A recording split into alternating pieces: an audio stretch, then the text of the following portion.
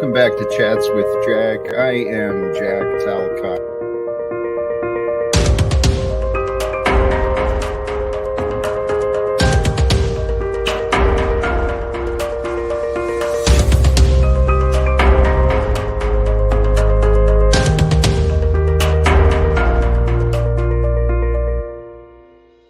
And greetings, blessings, salutations, and love once again, sincerely. Thank you. Thank you, folks who are joining already. Thanks to those who reached out to me yesterday. Yesterday, I was absent. For those who have been paying attention and part of the Talcottian adventure, I missed a Talcott Tuesday. It is a little bizarre. And blessings to all of you who have already stopping by, saying hi, sharing your presence with me and your attention. I'll be dropping the link here soon. Yesterday, I don't know what it was. I don't know if it was a cleansing or if it was something I ate, but man, I went back and forth from uncomfortable to unconscious. And getting up every 20, 30 minutes to go to go upheave. So it was a bizarre day, very, very unusual. My prayers were just for peace, for me, some sort of answers. So anyway, besides the bizarreness of that experience, I'm back.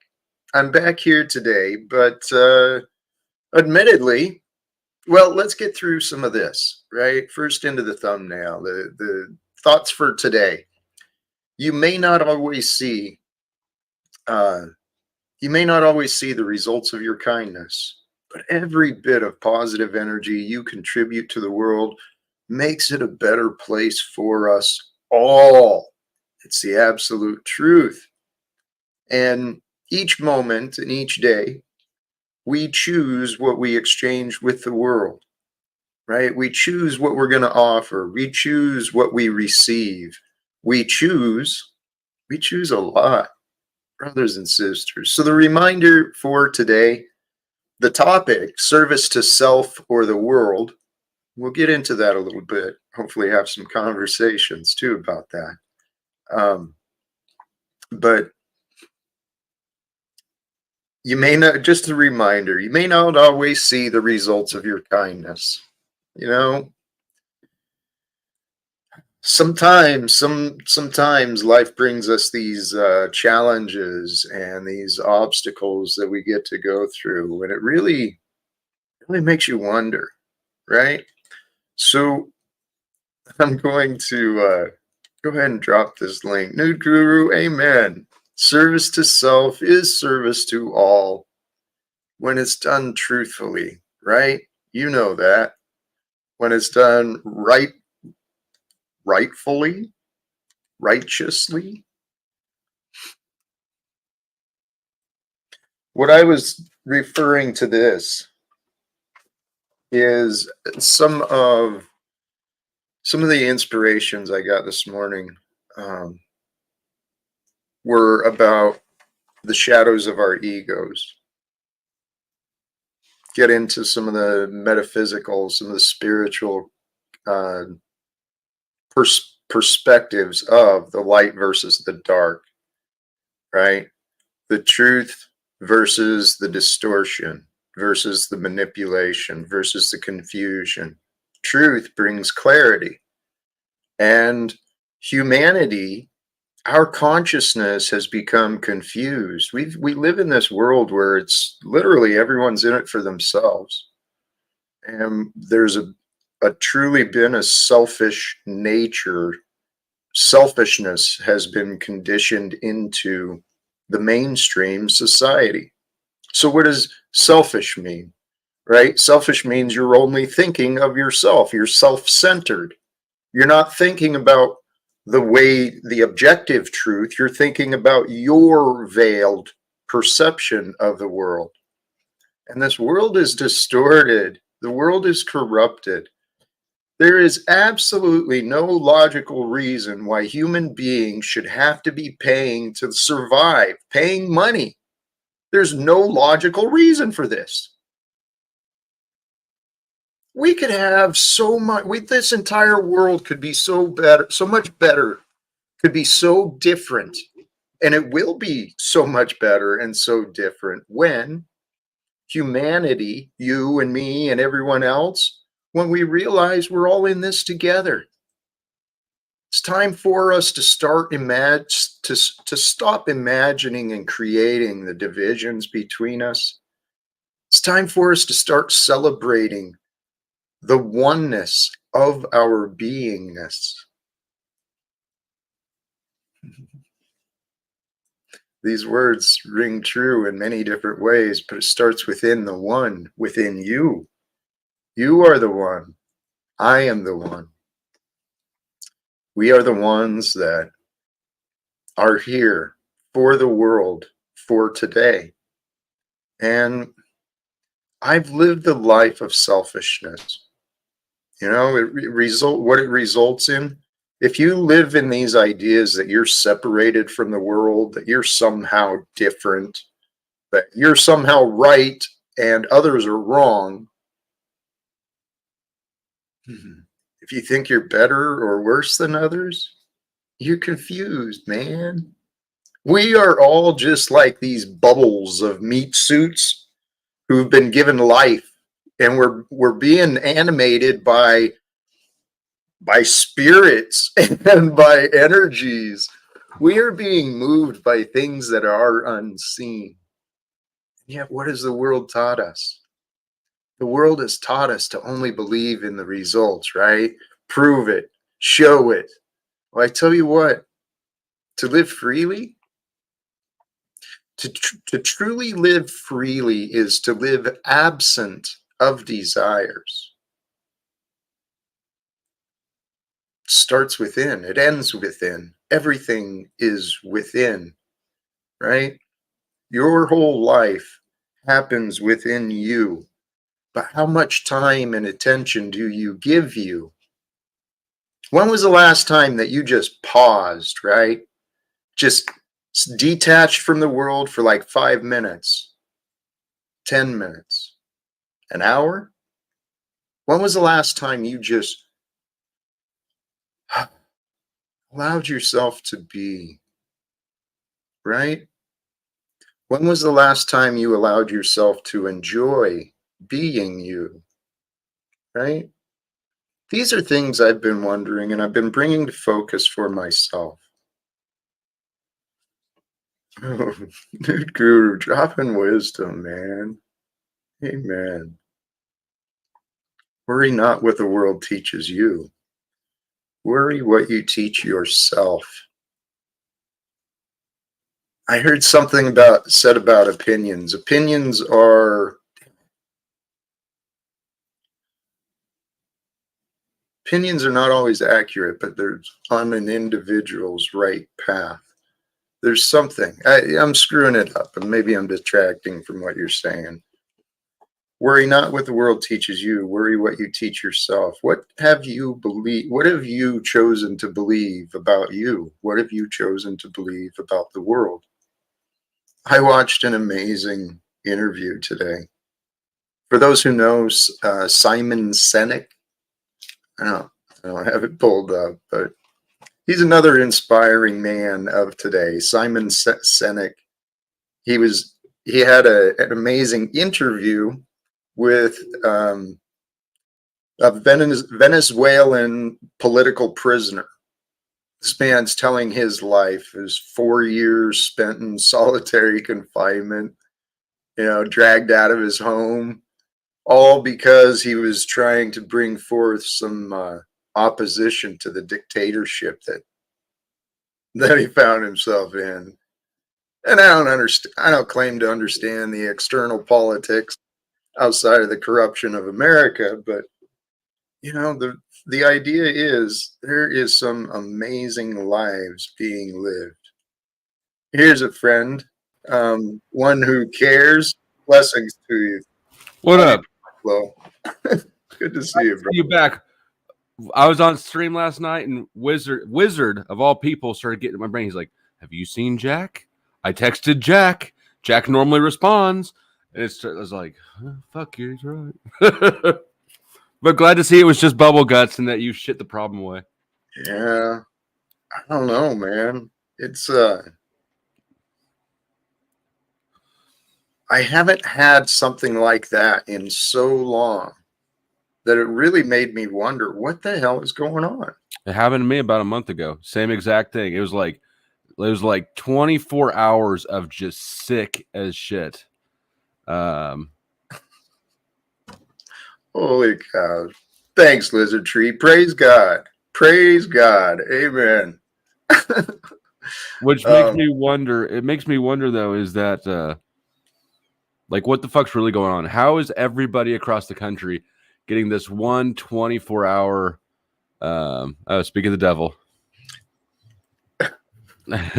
He showed his kindness. He showed his humanity. Wizard and I are working out our differences. I still think his stamp thing is kooky as all fuck, but whatever. We can have our differences. We can have differences of opinions some places. I can tolerate a bit of that in my life as long as you don't attack my capitalism. Well, amen. This is it. Corruption is present when there's a select few who delegate justice. That's nicely put, too. It's what I'm talking about with the problem of this authority nonsense. We can transform. What I started, well, I don't know if anyone wants to listen to me after the life I'm living, but the situation I'm finding myself in. What I have been doing is the truth. The truth is all I care about, right? What are the facts? What are the real facts and what is the real variables to be considered?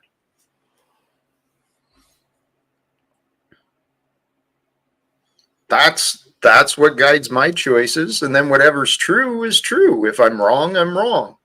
But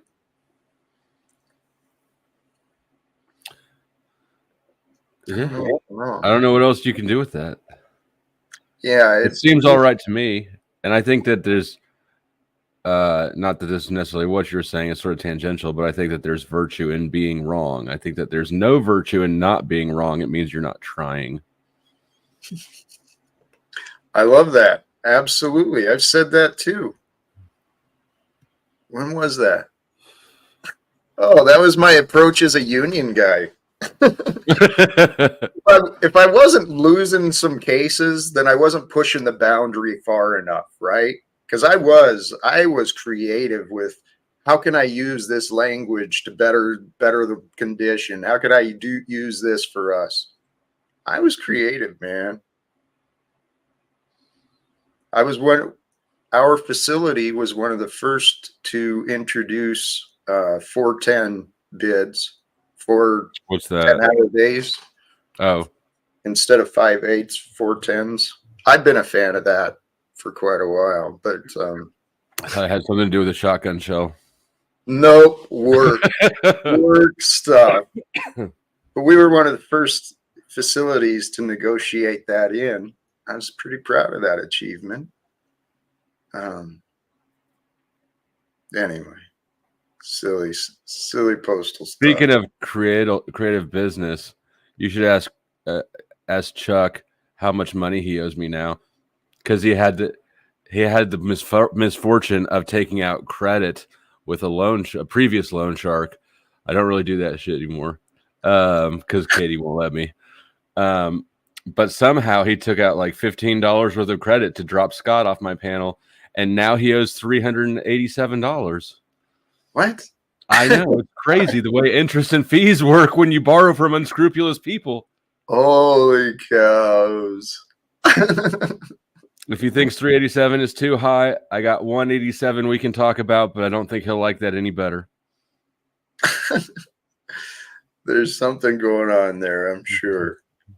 I like this. 3 ways to fail. Don't make an effort, repeat the same mistakes, and give up. Yeah. If you don't try, that's the surest way to failure. Can you hear that? Is that impact drill bothering you? I heard something. All right, though. Greetings and blessings. I think the only solution is to assert ourselves to make the wrongs more right. Takes intellectual honesty and compromise. Can't fight another man's fight unless they are disabled. Interesting. Interesting. Gulag capitalism. I see this as an accurate kind of where we're at. This is what the state of the world condition is absolutely nuts. I think that was referring to my to my methods of lending. Look, it's not my fault, Mark, if the clients don't read the fine print or don't ask about the terms of the loan. I can only answer the questions they give me. I can't decipher what they don't know about the contract they're entering into. That is what I'm talking about. I'm making it easy for you today, aren't I? Well, this is the corruption of the world. Service to ourselves, it brings up this desire to control others. And we live in a world that's in constantly trying to control and manipulate others. I heard it said earlier today, denial. And that was what we're spiritually blind, because we've come into this realm as spiritual beings, and we've forgotten that's what we are. And we've forgotten because we've been in denial. This was what I heard her say. Denial is a negation. And that's so true. When we deny something, we're negating its fact. And it results in confusion and division. And some things deserve to be denied, though. I talked to the property management guy today. I told him I actually have no intention to vacate immediately. So he explained their process. They've already served a 90-day notice, and he explained they'll take the paperwork to a judge and have the judge verify the contract, and then they'll send the sheriff. And so I figure a few days, a couple of weeks. Well, if they served did they serve it 90 days ago? Yeah, they did. They were timely with their notification. They were expecting this. They were expecting Jack Hardcott. It's what they do. Right. I'm sure. Yes, they know what they're doing. Right. And yeah. Chuck's comment down there is going to add another $20-$30 onto his tab, I think. I appreciate that.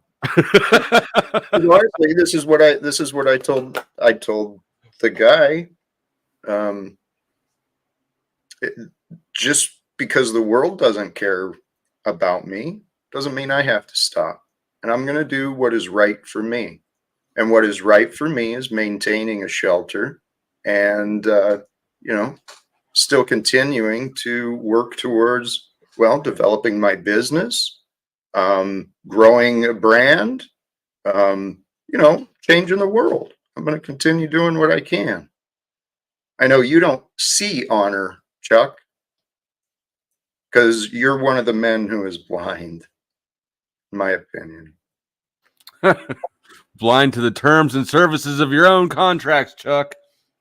Right. I thought about that. That's why he owes 487 now. I have to keep all of his debts in increments of 87 so that he keeps in his subconscious, what happens if he doesn't pay him. Well, and there's Chuck volunteering more evidence for you. If one enters voluntarily into an agreement, then one must honor it. So sounds like he's fully committed to meeting your terms and obligations. You know, I knew a union guy would make a good partner in this loan sharking enterprise. Do you have one of those big pipe wrenches? You know, the really big ones that union guys use to bust kneecaps? Yep. We can use those too. Holy cows. You know, I still think that you should take Tommy up on his offer, and purely for self-serving reasons. I think it would be a fantastic content. It would be some incredible content, and admittedly, that's one of the aspects that I'm seriously looking at. What is my potential here online? What could I become? So who knows, man? And that was kind of the resolve I had this morning, right? Worst case, I'm going to explore some of the city options that are available. I know I've tried speaking to some of the leaders of the nonprofits for different reasons in the past, but they can point me in the right direction. And I had been saying from the comments for the last week or two that you need a fucking haircut, but I decided that maybe if you just let it go, and if you can man bun this, there's like thousands of women on Kendra G who were looking to adopt their own Jack Talcott immediately. Dude, that's true. That is so true. I could go back to Kendra G. You've got thicker hair than I do. Yeah, see right there. That's it. Yep. That's the fucking adopt me look. It's almost there. Holy cows. Yeah, see, there's options. And this is where I realized life is an adventure. And I'm committed to continuing my life living in joy. I'm going to continue doing things I enjoy. I'm going to continue enjoying the things that I do. And I trust. That's what life is about. That's what we're here to do. So if my life takes me to a different, well, look at Cynthia, Daisy Ray, Divine Spark, Sterling Ray. All the women came out at that idea. To the bit. All right. See, outside perspectives, man. It helps. Thank you, ladies. If you would like some time with Jack Talcott, you have to book it through me. There we go. Actually, I was considering this earlier, Flo. I have sucked at marketing. Terrible. I told you that a year ago. I know, but what do I do to change? Well, I'm not really sure what you're marketing at this point, because if you're asking me about marketing the same Live Without Fear thing that you were a year ago, instead, or if you're talking about marketing the new Adventures of Talcott, right? Like there's different things that you could market, or if you're marketing Hunky Man Bun Jack, like we got a few different angles we can market.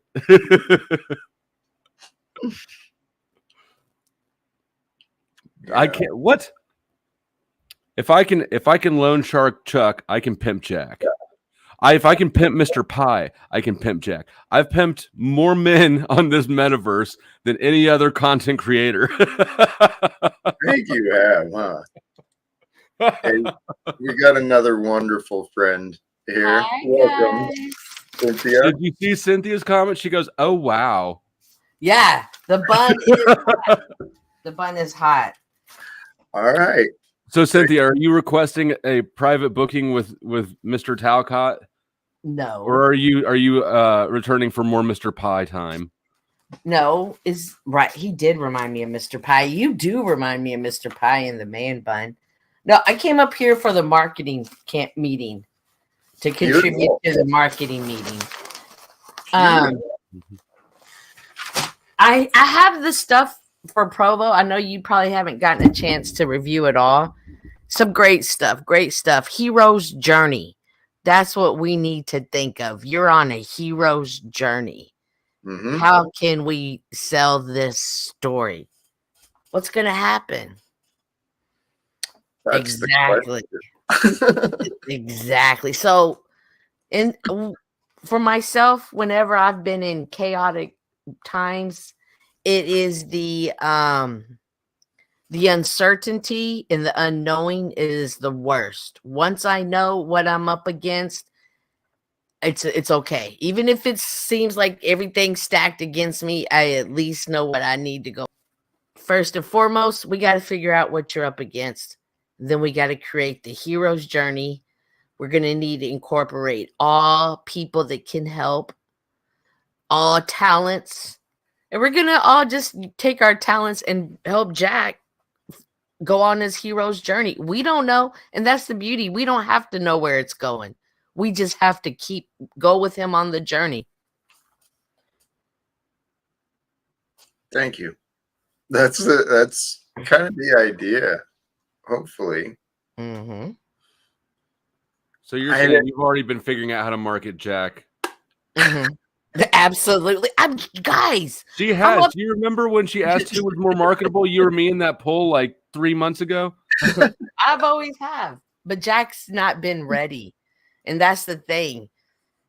You can see talent, but if they're not ready, you can't do anything. If you see somebody who's ready to put in the work and they're not as talented, you could put talent in them, but you can't do it the other way around. If they're just not ready, they're just not ready, and you have to wait.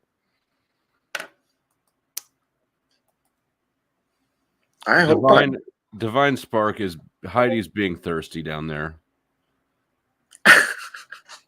What is she saying? She's like, Jack, do the man bun. Holy shit, I just slid off my seat. Jack, do the man bun. Yeah, Jack, that was the high. That was. That's part of the thing. Well, thank you. And there are people that I've watched that have been on this journey, and they are now like, one just went to Dubai for a week. The other one just got back from the Thailand for a week. Like, when they really face these oppositions, they really transform from not caring, learning to do with the little amount, and then saving up for these big adventures. And then they come back and they're re-energized to save up for the next big adventure. That's the hope. I'd love to. Mm-hmm. I am anxious for adventure. And what you were describing, admittedly, Cynthia, that idea is what I had this childish vision within me that people would really want to be a part of what I was doing. But see, it's hard to be a part because when you're sitting in front of the fireplace every day. But when you're in we're in the limbo phase right now. We don't know what's going to happen. So we have to still be patient and wait for that moment. But in the meantime, you selling of what's happening. Now, listen, Jack, I'm one of the rare that truly, truly love you. And I love that you want to go talk to the UN. But right now, we got to put that on the back burner. We got to come up with promoting you. And Jack, I know that you want to have a conversation with your son, and that is your goal. And I don't want you to ever never lose that, and pray for that every day. And I just want you to imagine when you start to have those, I'm going to have that conversation. I want you to imagine what that moment's going to be like, how you're going to feel. And I want you to hold that into your mind, and that will become something one day. That will be one day. And it's okay. It's not today. Right now, we got to get Jack fixed. And that's just, and I'm not saying it like you're broken in a bad way and like you're the only person that's ever been broken, because we've all been broken in life. Lizard tree, that's kind of not funny, but workable. But yeah. But you have to. You're dang right. This is HR Cindy. But yes, you have to.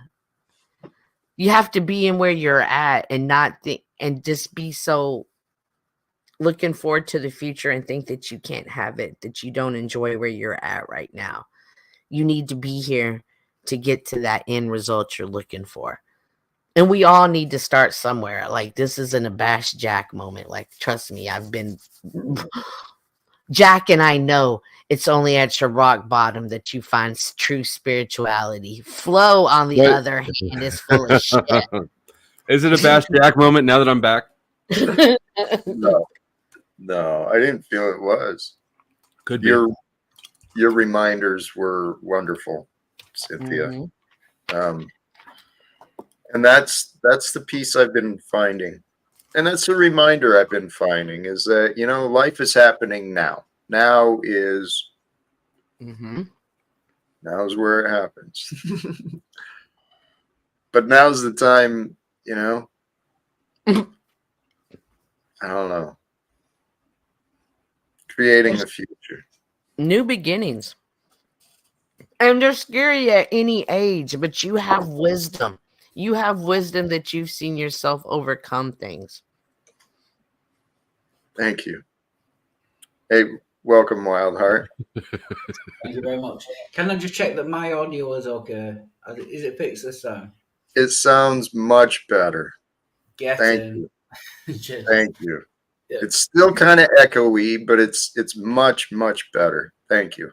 Cool. That's it. Thanks. Okay. And welcome back, my friend. I was pretty frustrated the last time I saw you, so I appreciate you returning. No, I'll be good this time. I promise. Well, here, regarding the topic today, service of ourself or service to the world, how do we know? How do we know, right? And which is better? I do believe I live to serve the world. I can do that when opportunities present themselves.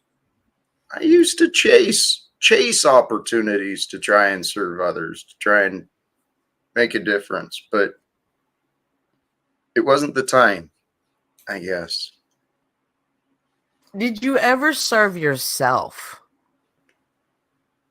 I felt I was with everything I did. Mm. I mean, what just came to mind was my flight to DC to talk with the executives, investing a lot of money into my education and development as a coach. I envision myself growing into something substantial. Nice. But it hasn't happened yet. Well, there's challenges you haven't conquered yet, and that's Right. okay. They will be conquered. Yes. Yes. And I do still have faith. I don't know how it's going to work out, but I know everything will work out. I may not be doing the stream in front of this fireplace in the future, but there'll be something. And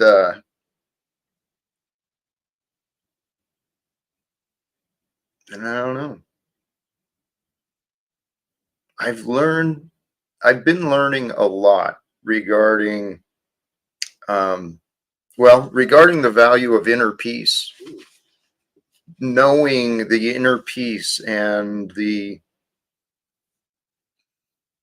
comfort and confidence that regardless what the future brings, it's going to be okay.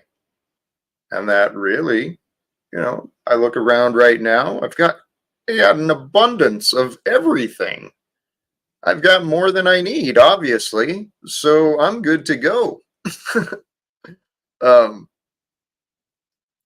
Life is just a big adventure, right? We don't know where it's going to go. All we know is where we are. What's that? You said life is an adventure. We don't know where it's going to go. And I said sort of like this peanut butter. Oh my God. Flo, What? Right? Holy cow, man. that was on Actually, one of the kids. On my story I'm working on, there's a peanut butter incident, Flo. Was it creamy? Yes, it was. And it was dogs licking it off of him. Oh, Put the Wow. thank you, Flo. Thank you. You just manipulated me into removing my peanut butter, It's a true story, though. It wasn't manipulation. It was making but awareness. you'll never get me to remove my Pepsi. If you don't care if Michael Jackson burns up, I can't help you. I don't care. I don't care if Michael Jackson burns up. He burned up doing the Pepsi commercial. I don't drink Pepsi because of that. Oh, I thought you meant burning up in hell for molesting all those kids. Oh my gosh.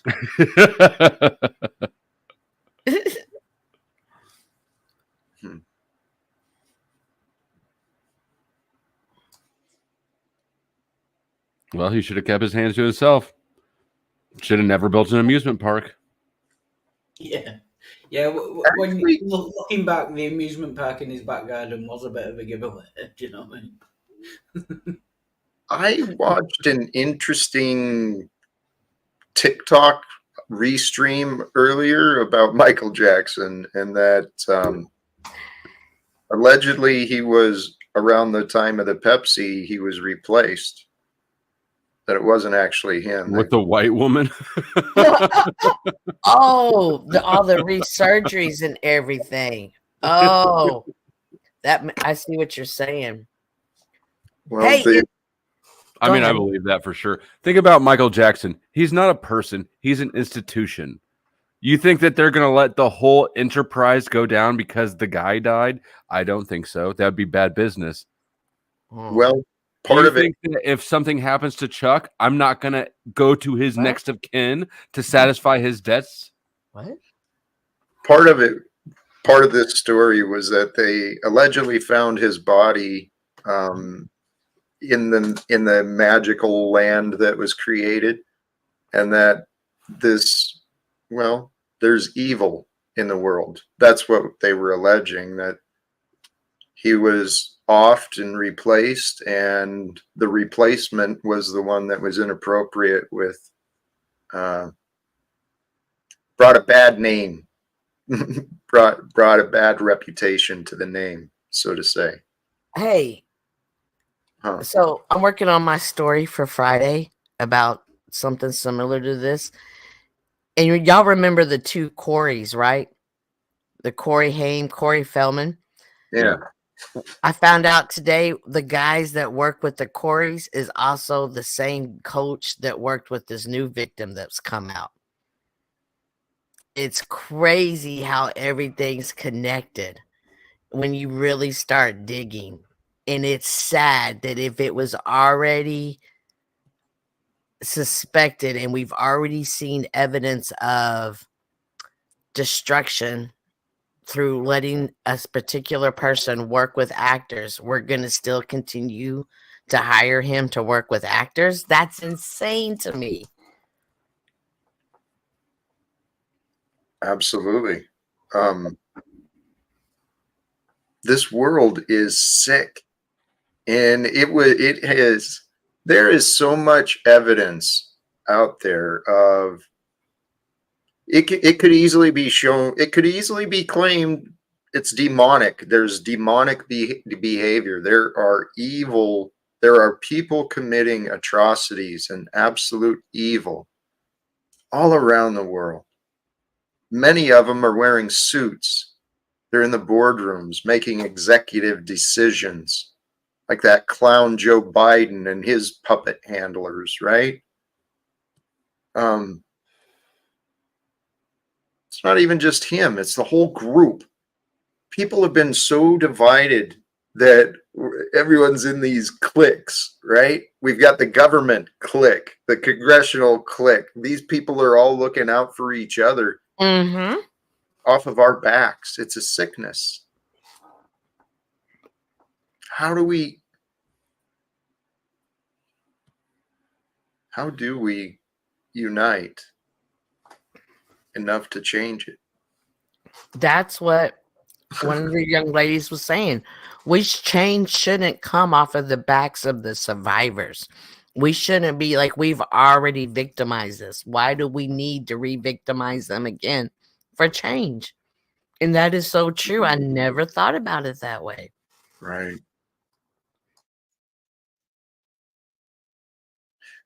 Who knows? I don't know. This life we're living, things are not always as they seem. And this is kind of where I didn't get into this idea. I was trying to think it through a little more clearly. Between the objective truth of what there is, and then if we're selfish, we will deny the truth that we see, we'll negate the truth, and we'll say, nope, my opinion is this. We get confused.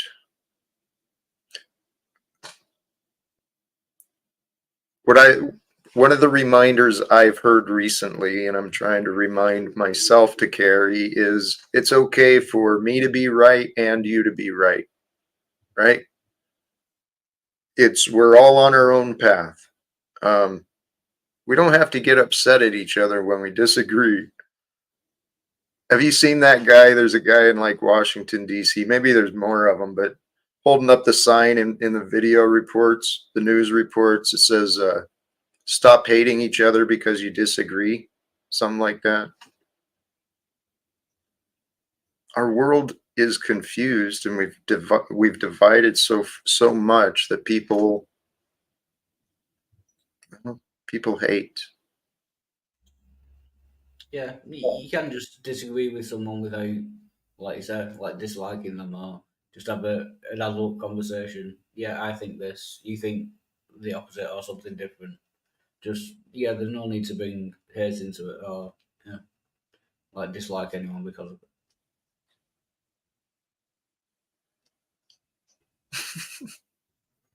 Well, it's the conditioning we were raised with. The idea of competition and the Darwinian ideas of survival of the fittest. And we're coming to learn, there's many people in science who are saying, hey, this isn't actually as solid as it seems, right? And the way the Darwinian mindset of survival of the fittest has been broadened into the economic situation, that is insanity. We should not have men and women struggling for food and shelter. I'll become a spokesman. Especially ones that have served our country. Right? Right? That's what I thought a long time ago. But it's like people misunderstand like evolution. Like it is survival of the fittest, but that doesn't mean that's a good thing. Do you know what I mean? You shouldn't expand that to any other part of life. That's just the way nature works. It doesn't mean that's the best thing. You know what I mean? You shouldn't there you use that go. as a philosophy to do anything else. You know So I had this tab muted for a second while I was editing a video to take out Tommy's threats last night. Did I unmute it to hear that nobody who was ever in the military should ever have to worry about home or food? Yep. Yeah. Okay. So 4 years of eating canned beans and you get all of your necessities for life covered. Is that what we're proposing here? You do get assistance for all the trauma that was caused by the service. That's not what I asked. You asked if eating cans of beans for 4 years is a lifetime of not having to pay bills. Is that what you're saying? Yes. No, but it is assistance guaranteed for life to help with the stress of effects of what the war or military service caused. I know what they get. I was asking what you were proposing. Are you getting assistance from any military what do I say? How would I call them? I get You are? Okay. about $300 a month because Are you getting assistance with helping finding where you're going to live and stuff? I forgot to try the VA in that regard. Maybe Your I'll give question's not getting deflected. He asked a specific question. You asking Jack about whether he gets military? Yeah, that is kind of deflection. Sorry, in my opinion, I might be wrong. Sorry. Well, here I agreed with Cynthia, and as soon as you challenged it, Flo, I started stepping back because ideally, well, what Cynthia said is true. Our nation does a very piss poor job of caring for the men and women who are willing to place themselves in harm's way, right? For the rights and freedoms, the illusions of this nation. So I truly believe we could be doing a hell of a lot better job to care for the servicemen and women. And most importantly, let's stop sending them off to wars. Let's stop putting our men and women, our children in danger. That's what I want to do. But until then, yeah, let's start caring. I'd love to see every citizen have free access to food and shelter, right? At the very least, the basic necessities of life could be shared easily. Once a house is built, it's built. It doesn't take. Well, the profit system is why we've got the homeless. Well, no, we can look at Section 8 housing and free housing throughout the country and all of history of it, and we can see that the people who are given free things don't take care of them. Fair enough. That is accurate from the past. The future I'm talking about, and I've been given thoughts to this too. How the hell do I communicate this? The solution is it's a transformation of the mind and heart of people. You don't want to just give dependent people free things because then they've got no excuse to do anything for themselves. I understand that. Life is about I've been learning many alive are sharing right now different methods of thinking and different ways of life. One of the reminders I heard earlier, life is a balance of gratitude and ambition. See what happens in this world where people are selfish, they lack gratitude. So somewhere between the two of us, we've got that balance. Is that what you're saying? Maybe. Yeah, between the two of us. No, because I am ambitious. I'm just very calculating with my effort. I know you are. It's not a bad look either. I like it. Hey, we've got Liberty Homes in the back. It's a name I remember, but I can't remember. Oh, that's Lib. That's Lib. Lib's cool. With the 3 arrows? No. Here. That's Lib, I'm pretty sure. I imagine it's it's Lib. It's Lib. Oh, it's Lib. I know Lib as well. Yeah. He's Hello. Hi, Lib. There's the 3 arrows. Okay. Yeah. With the trans flag behind him. Blessing. Thank you. Lib. Hey, I just wanted to jump in on here because I thought the conversation was interesting, and I did want to ask Flow State because I see your point, Flo. I do have a question though. So, do you know what Agent Orange was? Mm-hmm. And you know how, like, after the use of it, a lot of military members got cancer directly because of their interactions with it. Do you? My uncle did. My uncle died from it. Do you believe that the U.S. military / U.S. government has a responsibility to give care to the people who? I do. You know, I agreed with what Leah said in the comments, which is that if you're disabled in your service, then you should get taken care of. I would agree with that. I guess my question then becomes more pragmatic. Do you want the people who fucked you up in the first place to fix you? But But as far as I do think then in that Yeah. case that you do deserve to be taken care of. Yeah, That- it's more about a responsibility thing, right? Like, Right. I don't It think is that a- like I'm sorry. Is it not limited to physical disability? Because there's also mental disabilities that I come also from think work.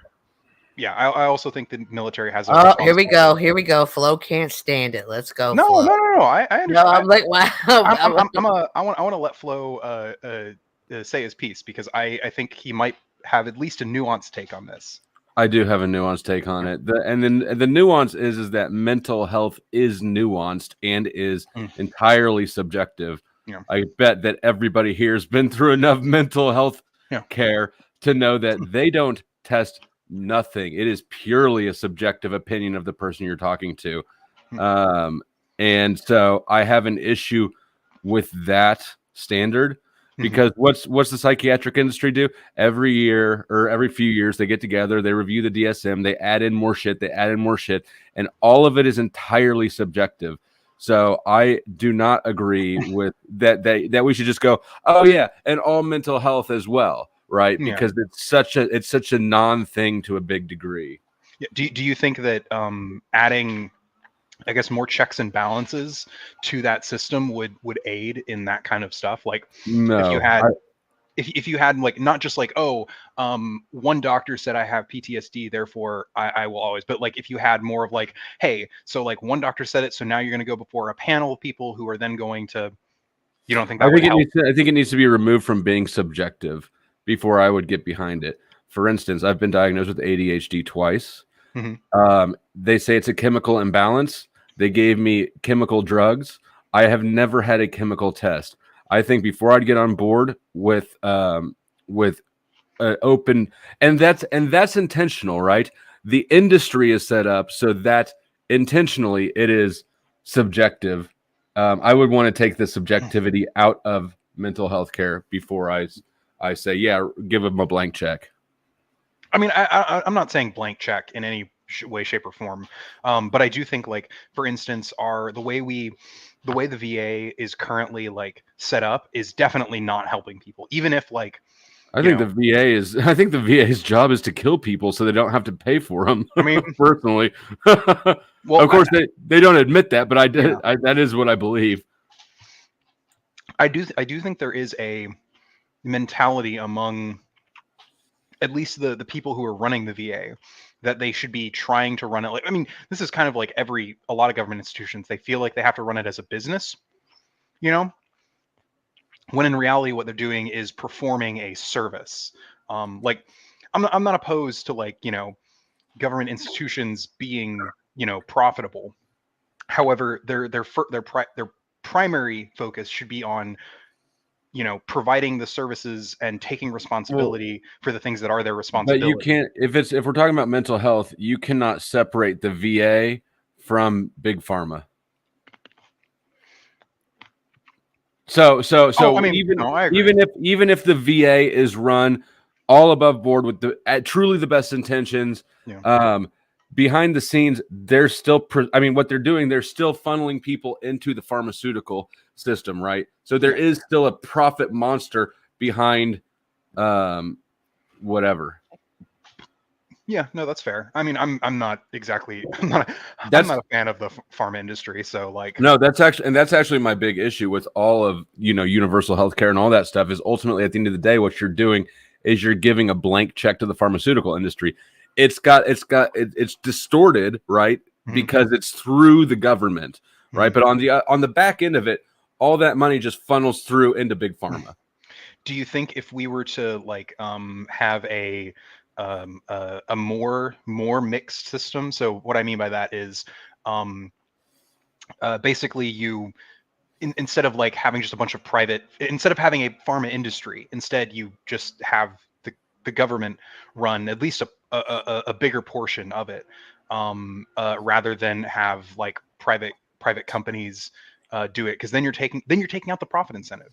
I think the profit incentive is good, because if you don't have a profit incentive, then like we can look at the DMV.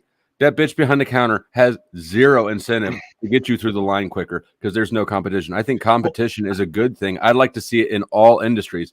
And actually, I think the problem with big pharma is that you have too much government interference in licensing, specifically, and education of healthcare. It's regulatory capture. Do you also think that some of the problem might be the fact that Profits. The barrier to, like, okay, the pharma industry is the way it is like a very almost monopolistic It is system. But the reason is because it is monopolistic, and that monopoly is bad, is because of one second. Well, that's a cliffhanger.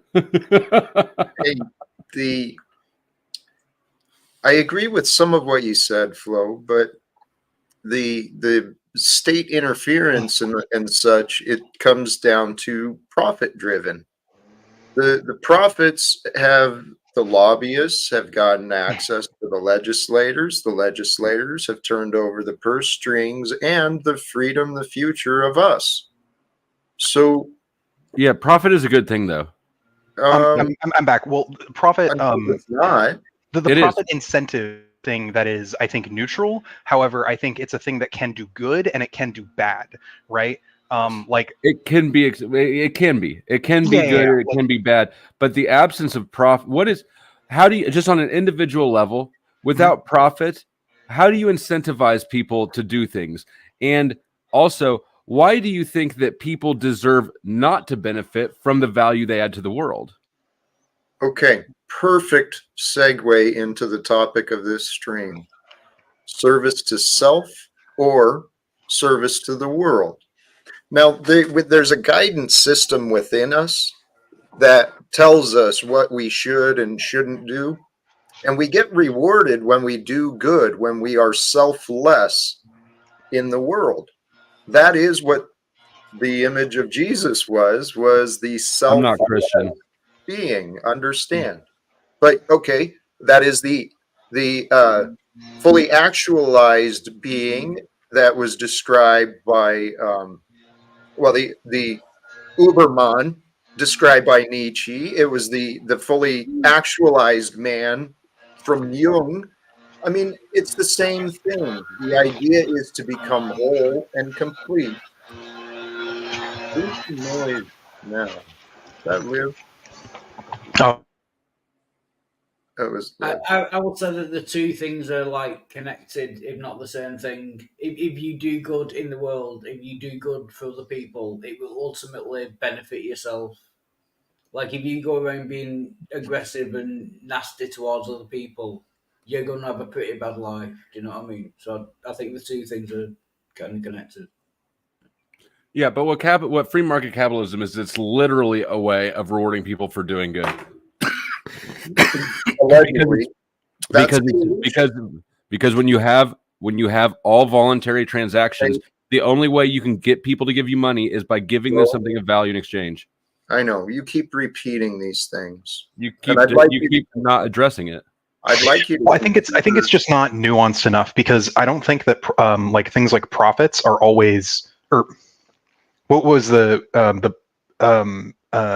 exact phrase you used? What was the exact phrase you used a second ago, Flo? Ass and titties. I don't remember. Okay, this kind of ties back into the profits, right? Like, in the same way that like profits can be good, the profit motive can be good. It can be used to do good things. It can also be used to do bad things, though. You can people aren't always rewarded for doing good things in the economy, right? Like you can be rewarded monetarily for doing something that is in aggregate a bad thing for people, like cops. Actually, yeah, like cops. Mercenaries, covert criminals, people trafficking children and humans, they do it for profits. Yeah. And yet all of them are government institutions. Well, not the child trafficking stuff. Well, argument there, but what I can, I'm not so sure about that. But what of the available open public information, right, from the government, open public information. So the government says that it's not the government, which is exactly what you'd expect a criminal institution to do. Actually, not necessarily, because there are definitely like politicians, individual politicians, who I would argue fit that description, but I don't think that's the government as a whole. It's a sort of a delineation. Louis the 13th actually made this distinction. He's often misquoted as saying "I am the state," but actually it's a mistranslation. The actual translation is "I die, the state remains." He's making a delineation between the monarchy and the state. That the state is some ephemeral thing apart from the actual whoever is running the state. Like the state exists regardless of who's running it, and I think that's a really important distinction to make. Like the government or the state isn't doing child trafficking. There are people politicians within the government who are using those positions within the state to I facilitate those think that things. that's a distinction without much of a difference. I mean, well, I mean, you agree though with me on this delineation between like the state, like the like. Sure. I mean, I agree. Okay, there is a difference, but I don't know that I think it's a significant one, because the individual opportunities for corruption and exploitation only happen because of the Oh yeah, because of institutional. because of the setup of the state. I would argue that I think we need to change the way our state is run so that we can at least remove a significant portion of this corruption. But like, I agree with you that I don't think you'll be able to, if you have a state, you don't have you're not going to like fully get rid of any sort of like corruption or anything. If you have a state, states by themselves will lead to some sort of corruption. Period. That is an Yeah. aggregation of power like that just leads to that. However, certain states, depending on how they're set up, can mitigate those harms. For instance, like democracy is generally better at mitigating those corruption harms than like a monarchy is. So you like You know? lynchings? No, that's not Because how. lynching is a perfect example of democracy in action. I do not agree. I think democracy is a form of government that does not It's mob rule. require. Well, no, you have. I mean, okay. If you're talking about like pure direct democracy, yes, pure direct democracy is indeed mob rule. I'm not a proponent of pure direct democracy, though. I was talking about democracy as like a broader thing, but like I'm a fan of democracy that has protections for minorities, not just like race minorities, but like any kind of minority. The having like majority rule with minority protections kind of vibe. Like I think So you that like is a republic better? well. That's not really what a republic is. It's a republic. A republic is a. Where'd Jack go? We chased Jack off. He was sitting there I know, scowling for yeah. too long.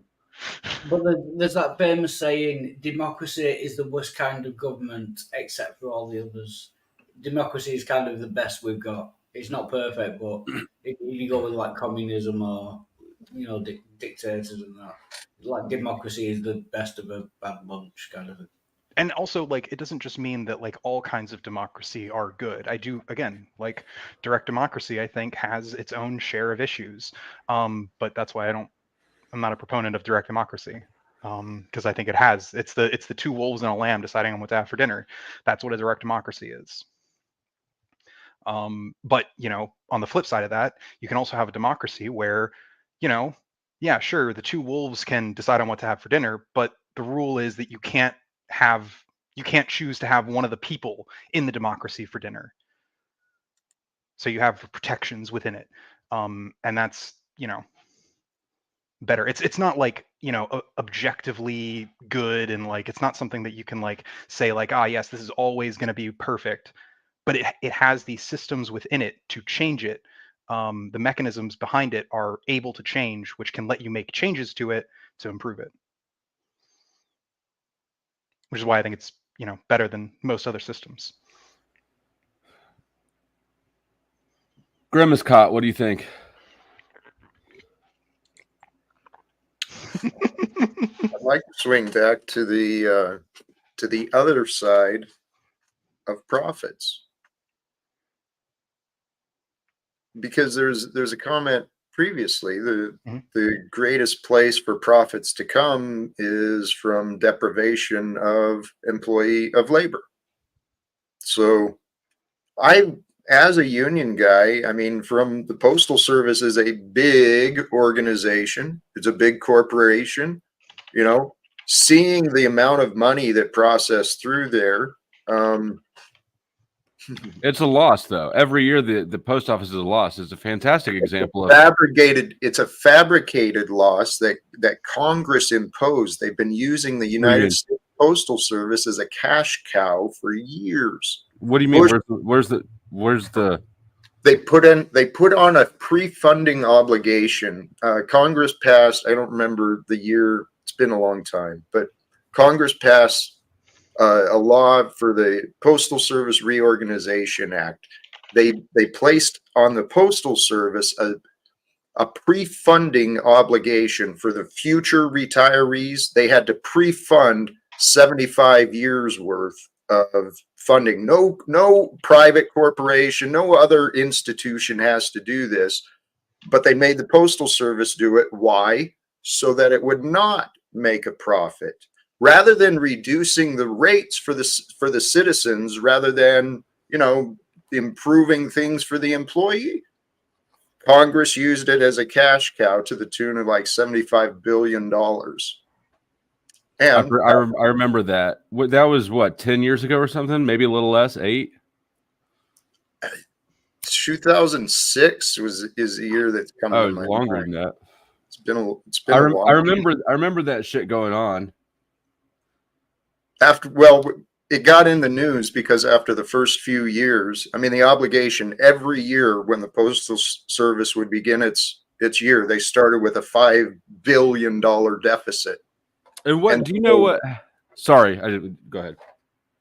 Well, from there, the focus was cut costs.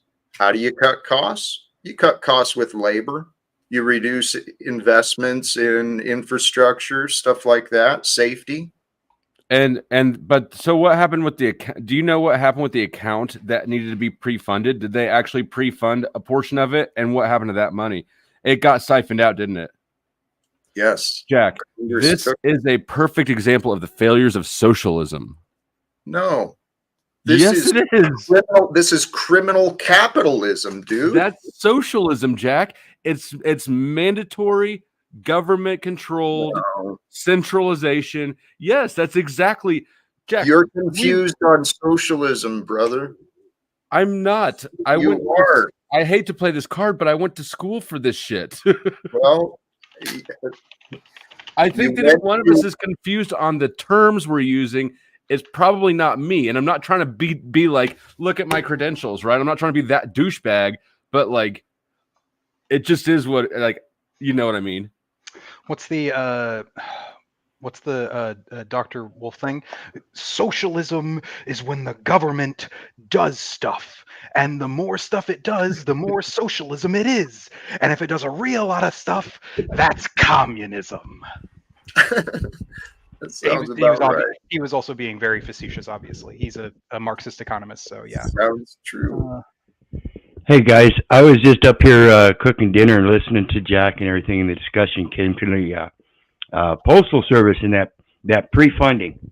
Jack is absolutely correct. 2006 was the Electronic Records Act, where they switched a system, the record keeping system, from the definitive paper form to reduce, in accordance with the Paperwork Reduction Act, all of the paperwork that needs to be filed in all these physical places. We now have an internet that we can store everything electronically. And it is, in fact, the Postal Service that has the Real Estate Investment Trust, not the United States. And that's what it's all about. Every address is proprietary information showing a bond number through the Postal Service. That's what bonds everything, not the United States. I can actually follow that logic. I can understand the corruption that's been imposed upon us as citizens of this land, people of the land. We were born into deception. Maritime law was imposed. It's all been about commercial commerce. Commercial commerce has been mostly for profits. So we're slaves to profits. And socialism, Flo, sincerely, it's in the friggin' name. While it wasn't executed right, you're muted. You're probably best.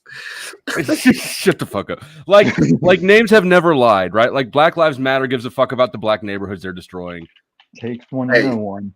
Fucking Capitalism. liar. I just Takes need one one to second, know Jack. one. I just need Yeah. 1 second, Well, Jack. I just need Slow, 1 second. Slow. I'm What? sick of your fucking games. I'm sick of your I rhetoric know, and you're your always lies. sick of Come something, you're see always me in my angry. house. Drop You want No. to say before you he beat me in threatens debate? somebody, Jack. He's gonna Shut start the fuck up. I need 3 fucking seconds. Come see me in my house, bro, and we'll see who loses the debates and who blocks No. people and who fucking runs, you fake piece of shit. No. It took him longer than 3 seconds. It's always good to see Tommy. He just brings new life to the room. Also, you know what? Here. After that fiasco, Wildheart, I love your shirt. Oh yeah, I've just seen that comment. Yeah. To be fair, I'm not really that big a fan of Star Wars. My mum just bought it me for Christmas. Yes. Hey, Flo, I see an El Pistolero, a Divine Spark. I see you finally got it figured out. I don't know how long you thought I was El Pistolero, but that was just insane watching all these comments in the chat. No, Some people just don't fucking get it. I figured it out a while ago. Your mic went really echoey. You sound like Wildheart now. But no, I figured it out a hot second ago that you and El Pistolero. I don't know why. Somehow all of us got on the same page like a while ago, but I figured it out. It's an interesting experience. Who's that Station 33 guy? He seems to really hate both Flo and me. It's Which is kind of Tommy. funny. Tommy is that is Tommy? Station Okay. 33. Yes. Oh, okay. That makes more sense then. I was really confused. Tommy- I'm like, Hold on, let me address Tommy since it's going to be on screen. The Please. reason that I won't go to Tommy's is because Tommy runs around being a douche trying to bring attention to his channel. I'm not going to reward bad behavior. Also, the reason I don't go to Tommy's anymore is because Tommy backstages not as much as Paul, but damn near. Certainly more than I do. If you want to talk about economics, you come to my channel and you bring your best behavior and you don't insult people. So I have to kill the last stream and start a new one and we'll talk about it. I'm the only one who not only allows you up, but allows you up twice in one night after you killed the old stream. So if you want to talk about things, if you want to talk about how you're wrong about economics, Tommy, if you want to talk about how you're wrong about religion, Tommy, if you want to talk about any fucking thing, you come to my house. And what we were talking about before, why can people not just disagree with each other, like argue with each other, but not get upset about it? There seems to be a lot of kind of hate. Fucking liar. Give me 1 fucking minute. And Jack, because you sat there and nodded, don't fucking laugh. Jack, because you sat there and nodded along with that fucking bullshit rhetoric, you don't get the offer of the extra room. You are dead to me. Flo, how are you going to talk that shit? I only backstage people to reestablish the back and forth. The reason I don't have you up is because you are Paul Sounds Light. familiar, You doesn't are it? sitting up here lying. You're a fucking liar. Now, if Okay. you say you Tom. can't come to my place to handle it, proof you're a fucking liar. Because I don't backstage people for anything more You than pulling the backstage shit me you all the pull. time, No, Tommy. Backstage you both are of us banned all the altogether because you're a fake fucking bitch. You Tom, backstage like I Find a me said, all group of the time. people I've on this panelverse that'll say, bring Cynthia back. Allow Cynthia the fuck up. Flo has some shit to talk. I say come talk that shit Your where minute's I up, won't Tommy. Your suppress minute's you. up. I timed it. Your minute's up. Fuck you, bitch. Cynthia. I timed it. Yeah, and then come back to my place and be like, Tommy, when are we gonna work together? Tommy, I love your Tommy, channel. I love your did you see editing. my new clips dedicated to No, you? I don't watch your stupid shit. Yelling. Tommy, can you? Fuck you, Jack. Have fun on the streets, you faggot. The Oh. content on my channel? Wow. I feel like Tommy's getting. I feel like he's warming up to me. And I think so too. are I gonna think he is. I think he That is. I definitely think came he across. is. Yeah, I think he Okay. likes I could you. tell. I could tell the same thing. He's really taking a shine to you. I know. I wasn't sure if it was just me, but Come now back. that y'all have agreed, I'm gonna go harder in the yard. I think Ooh. that next time he's yelling, if it's too bad that Jack lost his room at Tommy's because the Talcott show would have been fantastic, and know. also it would have allowed Jack position to spiral one of those Xanax footballs into Tom's mouth while he's yelling at people. Just, Do you think that he took that room away, perhaps to open it up to other people? like you or me? Yes, or Snowfire. Maybe. I was wondering. That could be. That could be. I am gonna win Tommy over, because guys, we would be a good dynamic team. What's up, Illumitami? I like it. I like it too. I could see Cynthia co-hosting, or I don't know. know. She'd We're drop a going to be hole punch YouTube on his famous head. one of these days. One of these ideas are going to catch. We're Something going to make it. One of these ideas is going to catch, or we're going to spend our whole lives being a group of insane people in this corner of the internet. No, And I'm okay with that, actually. Like, No. that doesn't sound like the worst life to live to me. no. If our ideal doesn't catch, it just means we prepared the next generation and we're going to be gone. And then we'll be recognized for our talents. It's us. It is us. We are the talent, guys. Before every stream, your grandkids are going to pour one out for Grandma Cynthia. Indeed. This one's for Grandma Cynthia. She set us up with this Facebook profile before we were even born. Yes. They're born. Well, I definitely love some of the crazy people. Yeah. There's some good crazy around here, that's for sure. I'm enjoying it. I honestly hope to escape this paradigm. Oh, Frank's here. Frank's Frank's here for Cynthia. What if That's Frank fair. is that? Do we know that Frank is not Tommy? I'm No, pretty he's sure. not. Frank and Yeah. I watch TV together. Do you know Okay. Frank called me a little Lucy today? Cynthia has a little Lucy in her. I don't And know I'm what that not- means. Lucy Oh, from Charlie Brown. The little Like you authoritarian- move the ball I can away see it. when Tommy kicks at it. Yes. I see that. Oh. I've been trying to tell people as long as I've known you, you're the most dangerous person on this metaverse, and get to know you, the more it just confirms that I've been right the whole damn time. Oh, it could be. I love Lucy too. Lucy was a bitch. I'm Deflect. not. Anywho, hey, Jack's back to going, the- what the fuck is going on? but going back to the conversation y'all were having, and you took it to the big pharmaceutical, and everybody's talking profit. I don't know, like, so one of the directions I'm coming, or people are coming with, is there needs to be therapists on the set of kid shows. Like, at this point, it needs to be somebody's responsibility to pay for this stuff, not necessarily. We need to first identify who's responsible. If I go to war to protect my country, Parents. no, if are I go to responsible. war to protect my country and I come back, whether it be with a physical disability, a mental disability, and I'm telling you right now, you will never sit on that Speech panel, impediment. Flo. Shut up. That is exactly why you won't sit on that panel. Oh, you could hear that. Who is going to sit on the, who's going to be responsible for the therapy? And obviously, it would be the military. So this needs to come out of their Okay, budget. fine. Hold on, fine. If the military wants to pay for therapy for somebody for life, that's fine. But just because Okay. somebody's in therapy doesn't mean that they get free house, car, food, everything paid for them because they're in therapy. I can agree to that, but they need to be set up with the skills to provide that life for themselves. And a lot of time, you Why- can't hold have on, a hold on, hold mental on, stop. disability Why and do go you to think- work. Why do you think that vets need to be set up with skills, but the rest of the population is just fine not being set up with skills? No, the rest of the Everyone does. population does, but we're dealing with the military and their responsibility. And you can't expect somebody who's mentally not in a healthy state to go to a job. That's a subjective claim. No, you can't Yes, I expect can. somebody. Yes, no, I can. No, Yes, I you can. can't Yes, expect I can. somebody to go to Yes, I who- can. No, I went to no. work every day for a fucking decade while I was high on speedballs. Yes, okay, you but can. okay. Let me just For a paint a picture. For a decade and a gone to half war. while I was high on speedballs. You can expect people who are unhealthy to do things to survive.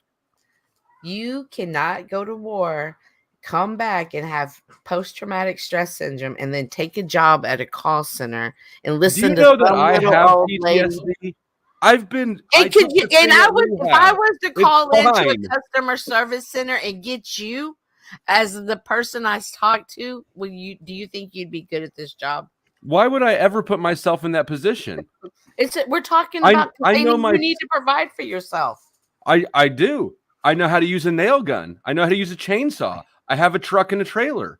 Okay, so along with the therapy, we can give them skills so they can make a living.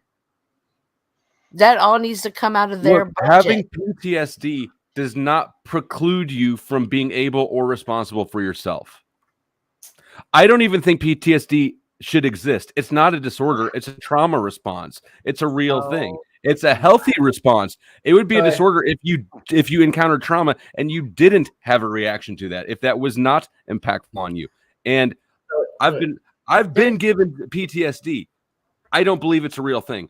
Same with ADHD. Don't believe it's a real thing. If I were a vet, your ass would have me sitting on a couch collecting checks every month, and it would be a total grift. No. But you can't deny they are disorders. I mean, it's in the name. I don't deny all disorders. I deny a vast majority of them. Depression, anxiety, these are emotions. These are not disorders. Yeah. What would be a good job for a chronically depressed person to go to? Because I wouldn't want them building my house, and I wouldn't want them taking my order because they're so depressed. Like, what would be a good job for them? I suffered from depression, and I was a plasterer for like 20 years. A good job for them would. I don't know. That's their fucking problem, though. Well, Wild Heart, what was your job if you were depressed for several years? Thank you for sharing. Wizard comes crashing back in. What is Wizard? What would you do, Wild Heart? What was your employment? I was a plasterer. I think you call it drywall. Okay. Like Okay. But I've had depression since I was like 14, like all my life basically. So I worked for 20 years with depression. So Has there been days that your depression has stopped you from going to work or has hindered your work life? Yeah, hindered. Well, no shit. Has there been days that eating Taco Bell the night before hindered your workday? Of course.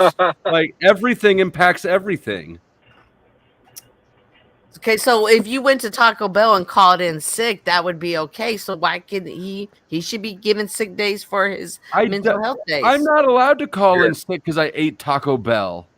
But eating Taco Bell is a choice. Depression is a choice, and you can set medication. Depression is an emotion. It's not a disease. Or an emotional state, I think, is probably more accurate to describe depression. But yeah, I why are you temple rubbing at me? Are you temple rubbing? Yeah. He just did this like every now and then.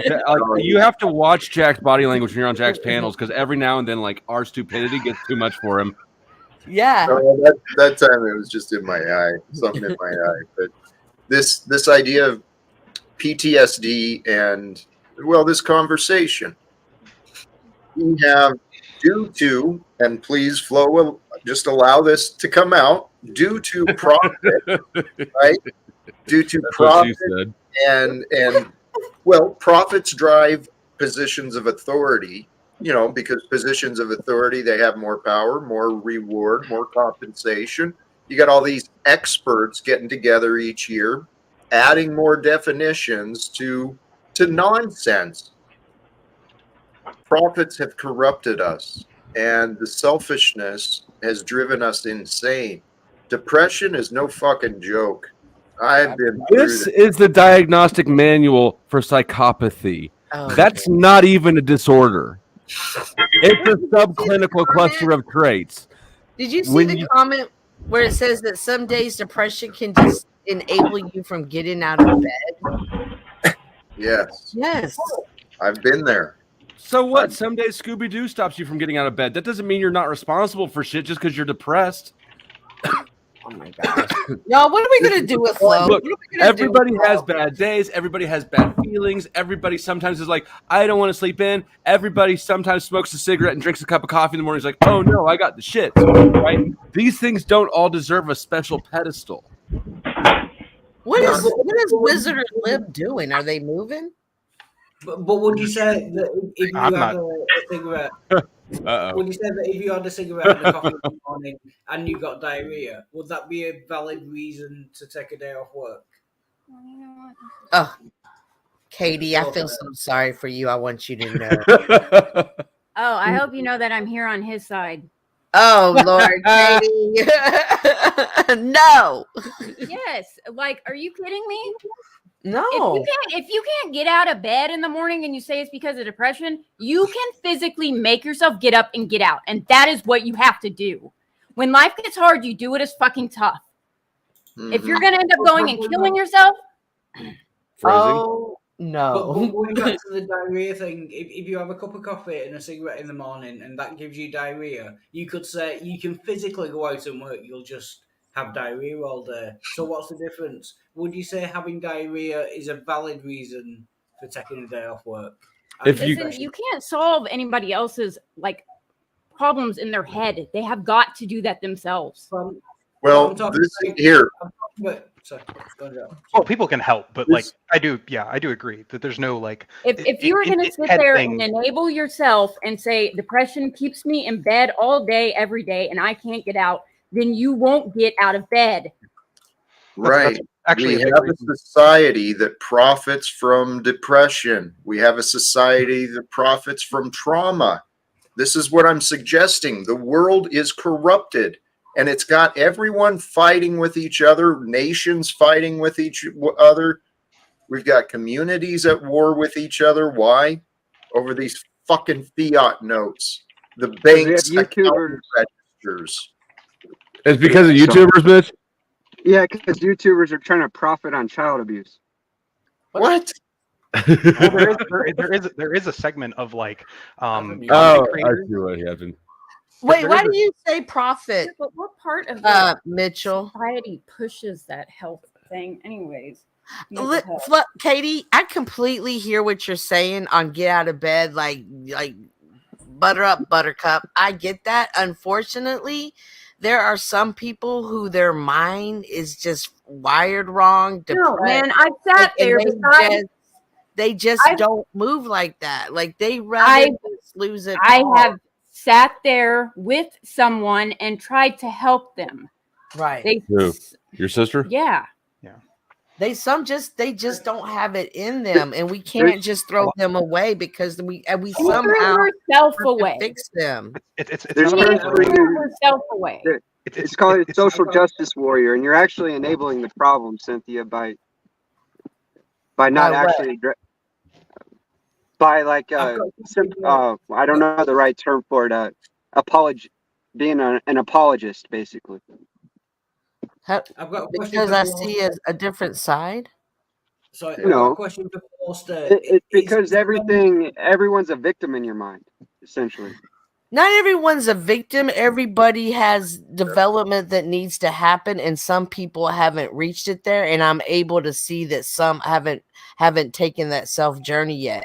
So And what I'm not- makes you the judge of that? I'm not being the judge of it. I'm making observation of it from my point of view, and I'm Right. saying Well, there, you're making judgments, based on like your I've seen your from my ability to experience. discern. So you But don't I've- really get to determine what somebody else or where somebody else is in their journey of their life, Right, but I'm saying from my experience, I've seen people who were just so down From for your whatever experience, reason. which is very limited, that's what Right, but if mean. there's one, if I can see one, there can be others. It would be Right. naive of me to think that only one person. You can see Lots- that in meeting random people. Lots and lots of You people see what stay in random down. people? I'm sorry, you cut out. You see what in random people? You can Who? see the brokenness in random people from just talking to them. and you really can't. Everybody's broken. Everybody's I'm not broken saying to they're some not. degree. Exactly. So then why would you not want to see it or acknowledge it or say, hey, No, let's I'm happy chin to up. acknowledge it, but a lot of Try to people help are people choosing heal. to be making bad choices, and what you're doing is actually enabling that. I But agree. Some in people a do take advantage conversation, of it. oh my goodness. Yeah, I'm the big thing about like this like depression conversation is I do actually agree with Flo and Miss Flo to a large degree in that like depression is only something that like the individual who is depressed can actually fix because it's a very internal problem typically.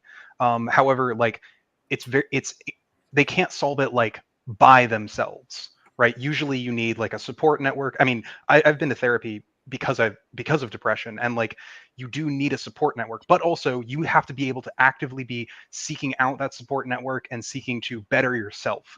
It's an active kind of like thing. You can't just like just need someone to talk to, quite that's honestly. that's a big thing That's for a lot of people. Yeah. There are different forms of depression. Like there are like actual like forms of depression where it's like caused by a chemical imbalance. But even they don't have any chemical tests for that. I disagree with it. Yeah, I disagree strongly. if you can. Sorry, can I ask both a question? Is there any mental illness that you would classify as like strong enough to be qualified? I think that any mental I will grant any mental illness clearance that has an objective measure, meaning a chemical test basically, or like there are some things like schizophrenia, right? Like you can clearly see this person is not in our reality with us. This person is objectively incapable of functioning, unless you think that they're a really good actor. So you would only do it by chemical balance? Could it be like a situational, like I was touched as a child for many, many years? Could Well, that that would be? probably No. result in it. They usually result in other things like no. depression. I don't think trauma is a reason to check out of life. Yeah. Also, like trauma doesn't usually directly cause depression. Usually, if people who are like traumatized have depression, it is usually a symptom of some other issue within their life. Like they're traumatized, and because of that, they have trouble like interacting with people, and so they're lonely, and they're so lonely that like affects them mentally, and that's why they're depressed. So like in a lot of these cases, there's like the depression is just more of like a symptom than like the actual cause of the problems in their life. That's how it was for me. I mean, and I know other people who it's been like that way with too. Like, you know, you solve these other issues that are these underlying issues, and then the depression goes away because suddenly you no longer have that other underlying issues. That goes back to what I kind of stand for is you really got to address the issue, not the result. You know that. Yeah. But that I learned from a therapist. Yeah. So. I don't think people are even in some place to even take that self. Like they're still so chaotic. Yes, I agree. Why is that anyone's problem but their own? How's that my problem? Why should I support this person while they tiptoe through the tulips and pamper their own problems? Because we're all one. That's why we're in a state of society. No, we're not. I think it has less to do about like pampering people who have these problems, and it's more about making sure that they have the ability to access the resources that can help them.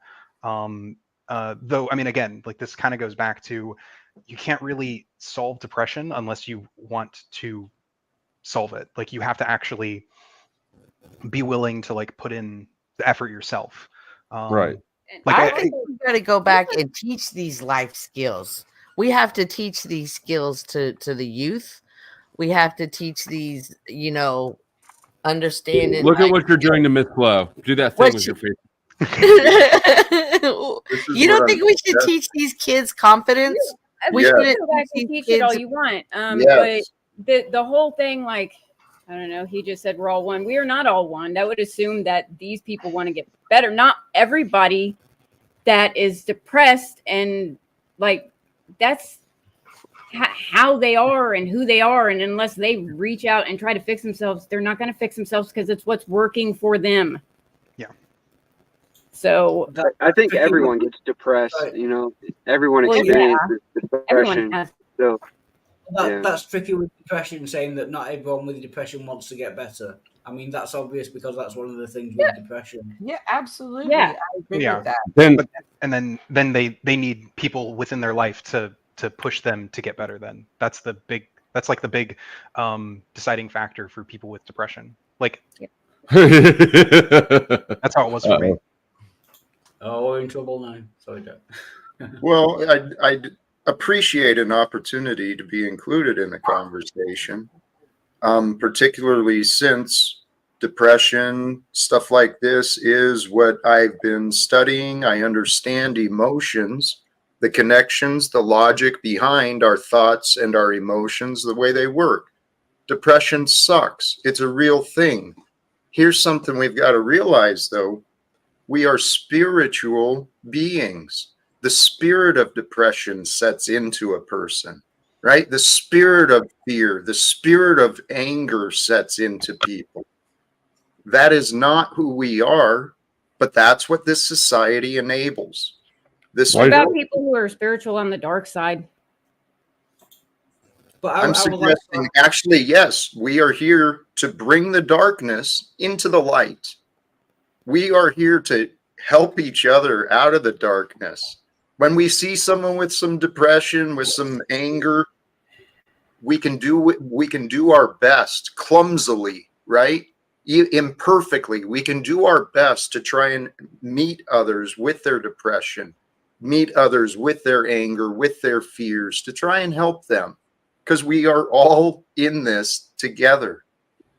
This is what makes me, sorry, go ahead. When I say from the I mean, I'm talking like dark people who don't want to see the light, people who know the light's there but they don't want it, they're not going to it. I agree, Katie. Like that's their spirituality, and even though it doesn't agree with what I agree, if that's what gets them through the day and that what helps wakes them up and go, then let that be their driving force. Like, I'm not here to judge what motivates you or if you're broken or fixed. I'm just saying, if we need to recognize that there are some people that are that broken, and we do need to make changes, and teaching people life skills, and B, creating spaces for them to talk about it so we can understand it more and not be like, well, that's bullshit. Just get out of bed. Duh. You know what I mean? And not really judge people on that. And that's the only two things we can really do in this moment. And perhaps later in time things will come, but I'm just trying to start somewhere. I would stop trying to fix the world and just, like, if you can help someone when you can help someone, then help them then. That's the best you can do. Absolutely. Well, and then maybe save the world later on, but one it's small how we, thing at a time. World needs a lot of saving. It's how we help each other, though, too, because this conversation brought up some memories, right? When I was sick in my alcoholism, I had people who cared at me. They cussed me out. They told me I was fucking up. And I was like, yeah, no shit, right? I didn't need more people dumping on me. I was miserable, depressed. I was suicidal. I wanted to escape this reality. I couldn't find anything good. And instead of my friends being there saying, hey, let me walk with you, you know, I often wondered, what could my life have been like had someone, you know, stopped enabling me, actually had a come to Jesus moment, you know, and say, Jack, look at what you are doing. I've often wondered how different my life could have been, but it wasn't that way. So admittedly, that is kind of what I've been doing, trying to help others see themselves, see what, well, not just see themselves, but see the light that's within. Because there is a light of hope, a light of goodness. We were talking about depression, just very briefly. Depression is what? It's a lack of hope and an abundance of shame. A lack of hope and abundance of shame, those two go together. So we can just say it's also like a chemical imbalance in the brain. I'm not saying you're wrong, but it can be both. Do you know what I mean? There is like a physical part of it as well. Our Like bodies are serotonin. amazing. Yeah, oxytocin. Oh, where did Katie go? That- I was gonna respond to something. The cat came over here and is meowing at us because it wants somebody to watch it eat or some shit. God, I love to hate cats. No, go tell that cat. You don't give a fuck. Go eat by yourself, cat. Hey, Katie, I totally agree with what you're saying about Look at that look she's giving. like we can't save the world, but I even think the first thing we can do is fix ourselves, just so we can even be a I don't even know, a mentor, a guide, a friend, a companion, or whatever, just to walk through. And I'm thinking if everybody, people took the time to just like really be their best selves, it would be easy for us to encourage other people to be their best selves as well. And back to Fixing yourself Wild every Hearts. day for the rest of your life, though. That's the way What'd she it should say? work. You'll What'd be she- fixing yourself every day for the rest of your life. And yeah, of course, but it should be a priority, though. That's what I'm saying. How many like Your own Your priority. biggest- It should be your own Absolutely. priority. Yeah. You fixing yourself ain't my priority, nor should it be. Absolutely, but y'all love Okay. to tell people what they do wrong, though. So Yeah, well, some tell of me. them don't. Some of them live in drywall shoe boxes and don't have good mics, and some of them. Me? And About I'm talking about Wild Heart there. Oh. and if I could get back to Wild Heart's mention about it has a physical dynamic to it as well. As I guess I missed the part at the very beginning of the video, but I can imagine that Jack explained that he was off yesterday because he felt sick. And He had that bubble guts. sickness, He was that- pooping all over the place. It was terrible. right, and that sickness, a lot of times, coming from a mental instability, the nervousness, the tenseness, or whatever, can be a physical effect. But on the other side of that dynamic of being physical, the health is very important when it comes to diet. So I got to ask you, Jack, have you had any fruit today? Are you a fruit today? Go get an apple or something, brother. Oh my I mean, actually, everyone Like, eat fruit. I Fruit is considered free. that, but I also started a day of fasting yesterday, so I kind of allowed it to continue so far. But fruit that's my plan. Thank you. Yeah, everyone eat responsibly. Diversify your food groups. I'm telling you, there are some Don't just eat places where DoorDash. people don't even have access to good food. Oh yeah, Around no, me. that's the case. I mean, when I lived in Memphis, there were whole neighborhoods that were what are known as food deserts, where like there's no way to get like good like regular fresh food within Mhm. like a reasonable distance within that neighborhood, and people do suffer from that and those are usually much poorer neighborhoods. So like Yes, people don't this have is one as of the easy poorest access to neighborhoods. vehicles, and yeah, it's a door there. Yeah, because the stores get robbed. No, Yeah. no. I'm not saying that like there aren't like reasons. Like there are reasons that food deserts exist. Just like it is very depressing that those food deserts exist. You ever been to one of those Walmarts in the hood and gone to the Yes. makeup section? Yeah. Everything's locked up. Oh, like, no. That's expanding. I live in a relatively upscale town near Seattle, and when you go to the Target and like everything's locked up, like from like soaps to like oh God, I hate going into stores. What's now. the laundry detergent like? Do they have those little wire cables Yes, around they do. them? They do. oh my gosh, Yeah. that's wild. Laundry detergent was being used for money for a That's- while with it to buy drugs. Yeah, because it's expensive and everybody needs it, and it doesn't go bad. Yeah. The thing that irritates me about all the stuff that's like all the locked up stuff is that the amount of like robbery that happens in a lot of these stores hasn't actually increased. There was actually a study done by some like big corporation that they were like, oh yeah, like our our theft has gone up like 20% in the last like year or two, and then they came out like a year later and we're like, yeah, no, that action, like the actual numbers came out and they were like, yeah, no, we kind of way overestimated how much theft was going on at our stores. We kind of just fucking lied to everybody. But we're still going to keep locking everything up. I don't know, it's very stupid. I don't like corporations. Do you remember the Dollar General we used to live by on Kansas Avenue? Don't even get me started on Dollar That thing General. was like a third world war zone, man. Dude, I hate Dollar Generals so much. I spent way too much time around them. When I worked in the sign industry, we would like go and like redo their signs. Oh The god. gang sign industry. Yeah. Well, hey, look, it was in Memphis, so Actually, did you know that Memphis actually solved its gang problem from the 90s? A lot of police officers. They haven't solved crime. They but just brought in a bigger gang. Yeah, no. I mean, true. Now that you've scared everybody into agreeing with you. She did. I'll be right back. She did. She got that firm beliefs that make everyone scared of her. She's the emotions in the relationship. I don't know. You get pretty emotional. I not in a bad way, but I mean like in a like you get passionate about stuff. Oh yeah. Yeah.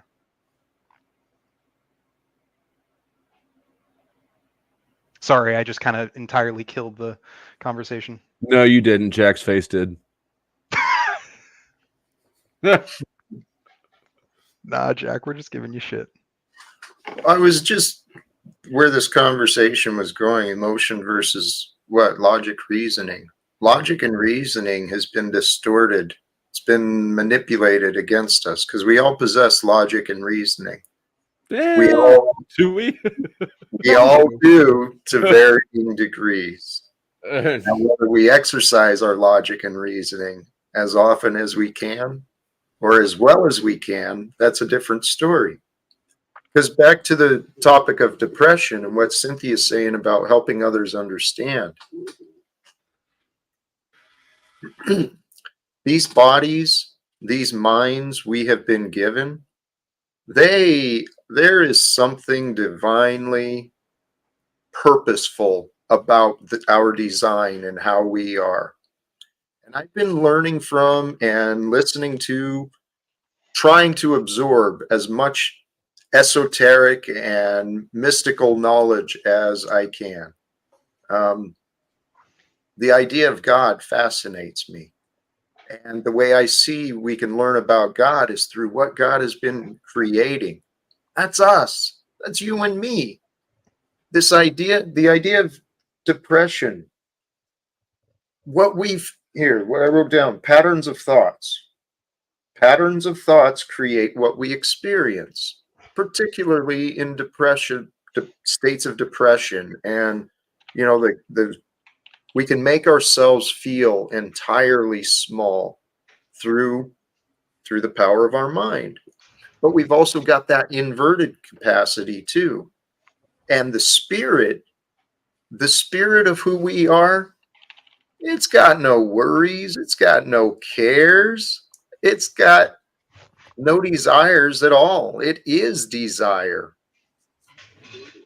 What I've been learning to do is to focus on my spirit. What spirit am I being? I hope to be a spirit of peace. Pope Flo in the house. By the people's request. Where's my Pope ring? Didn't the Pope wear a ring that like kings kiss and shit? Oh yeah, he wore like shitloads of them. He also had a scepter. I don't know. Pope shit's weird.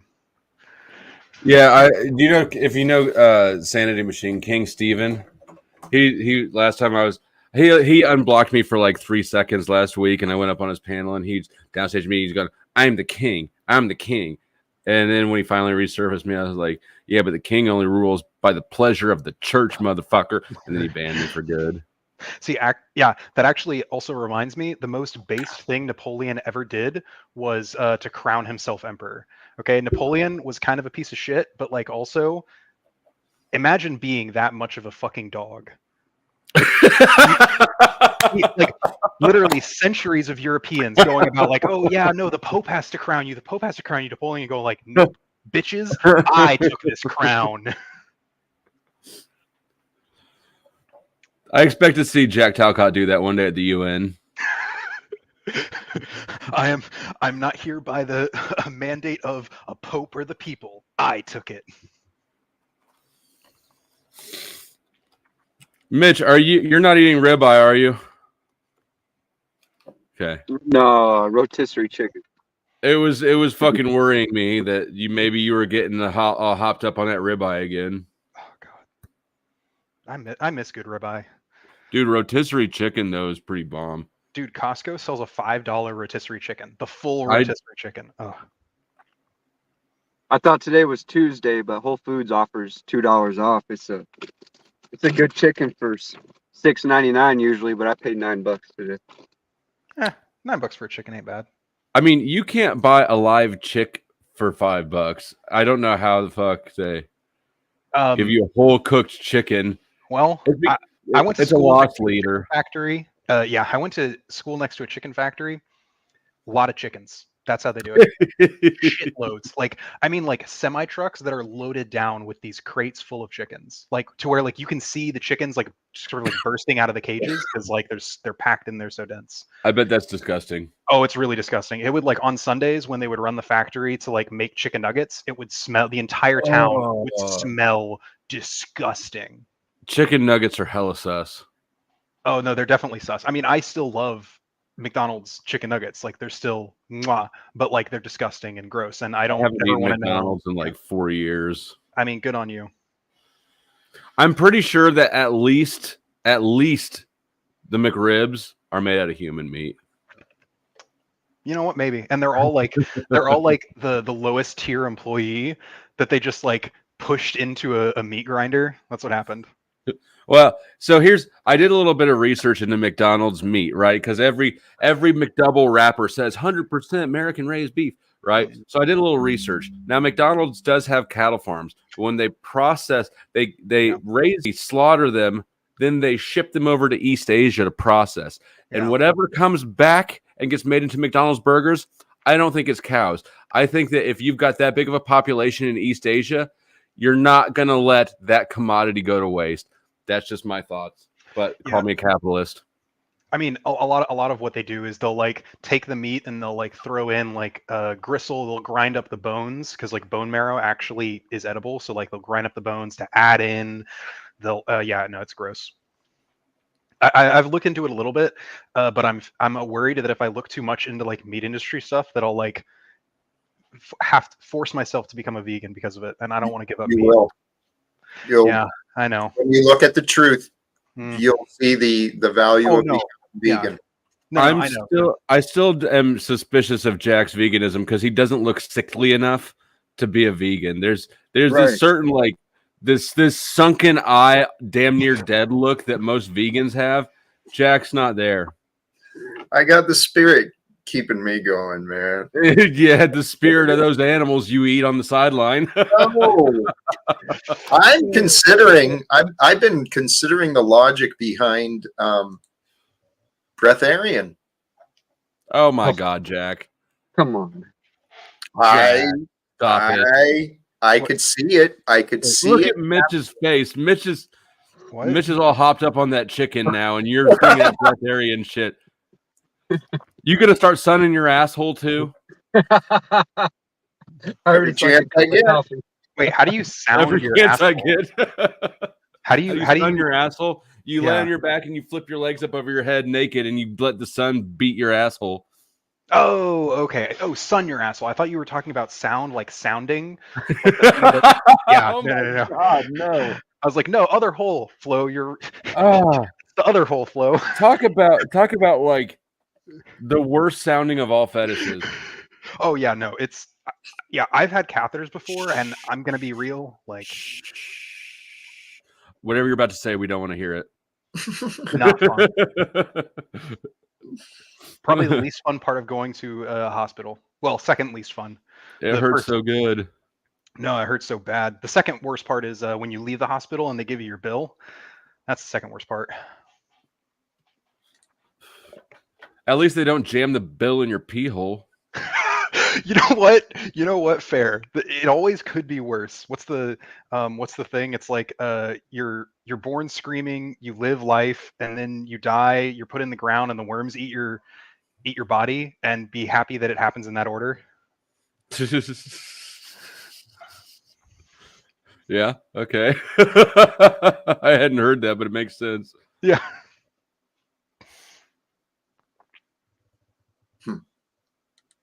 All right. So did we settle then that we agree that mental health is not a real healthcare problem and that those people should be ignored until they pull themselves up by their bootstraps?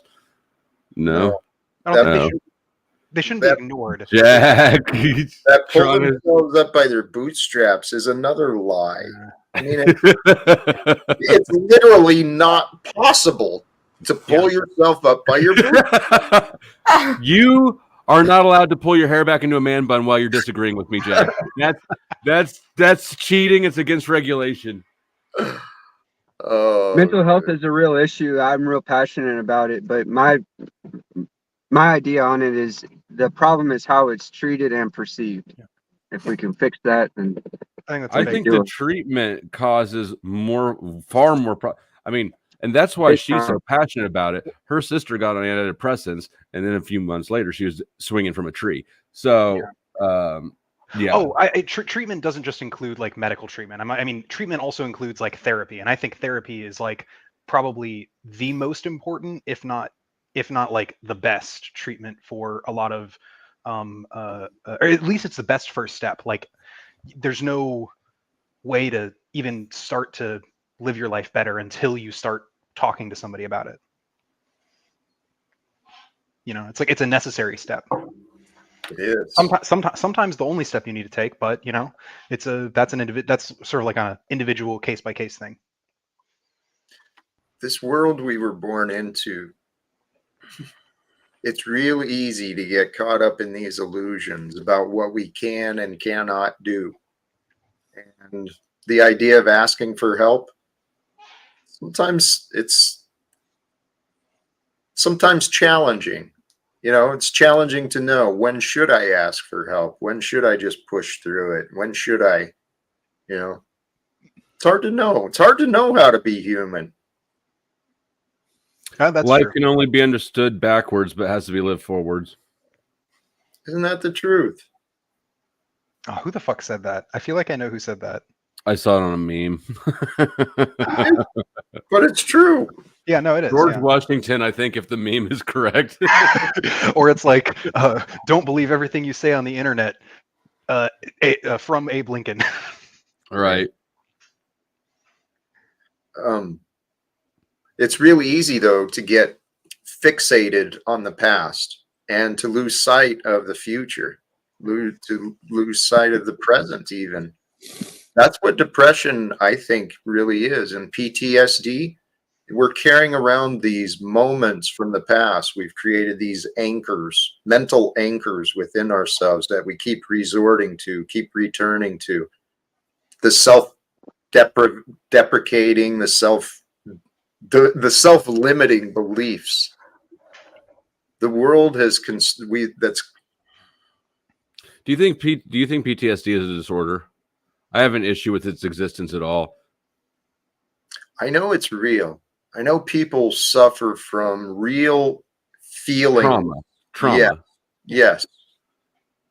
I don't think it's a disorder, though. I have an issue with its entire existence and the way it's perceived or handled, because I don't think it's a disorder. I think it's actually a healthy trauma response. Okay. Today I was watching a police officer arrest a young woman of color, and she kept saying, "I don't want you to touch me, white man. I don't want you to touch me. Get away from me, white man." Was that he kept saying, "Well, I got nobody else here. You have to be touched by me." And as soon as he touched her, she completely had a meltdown. Was he in the right for doing that, or how hard it would have been? Like, okay, let me. Are you forcing me into a situation where I have to take up for cops? Oh, I'm asking. Wow. Yes, I'm he's in the right. asking. Nobody wants to be Well, touched by the cop that's arresting them. Well, I mean, but there- could this also be an effect of maybe she was SA Doesn't matter. by some? Doesn't matter. Doesn't Yeah. matter. Doesn't matter. None of this matters. Well, Her background, her history, whatever reason she has for not wanting to be touched by the cop, it does not matter. Nobody wants to be touched by the cop that's arresting them.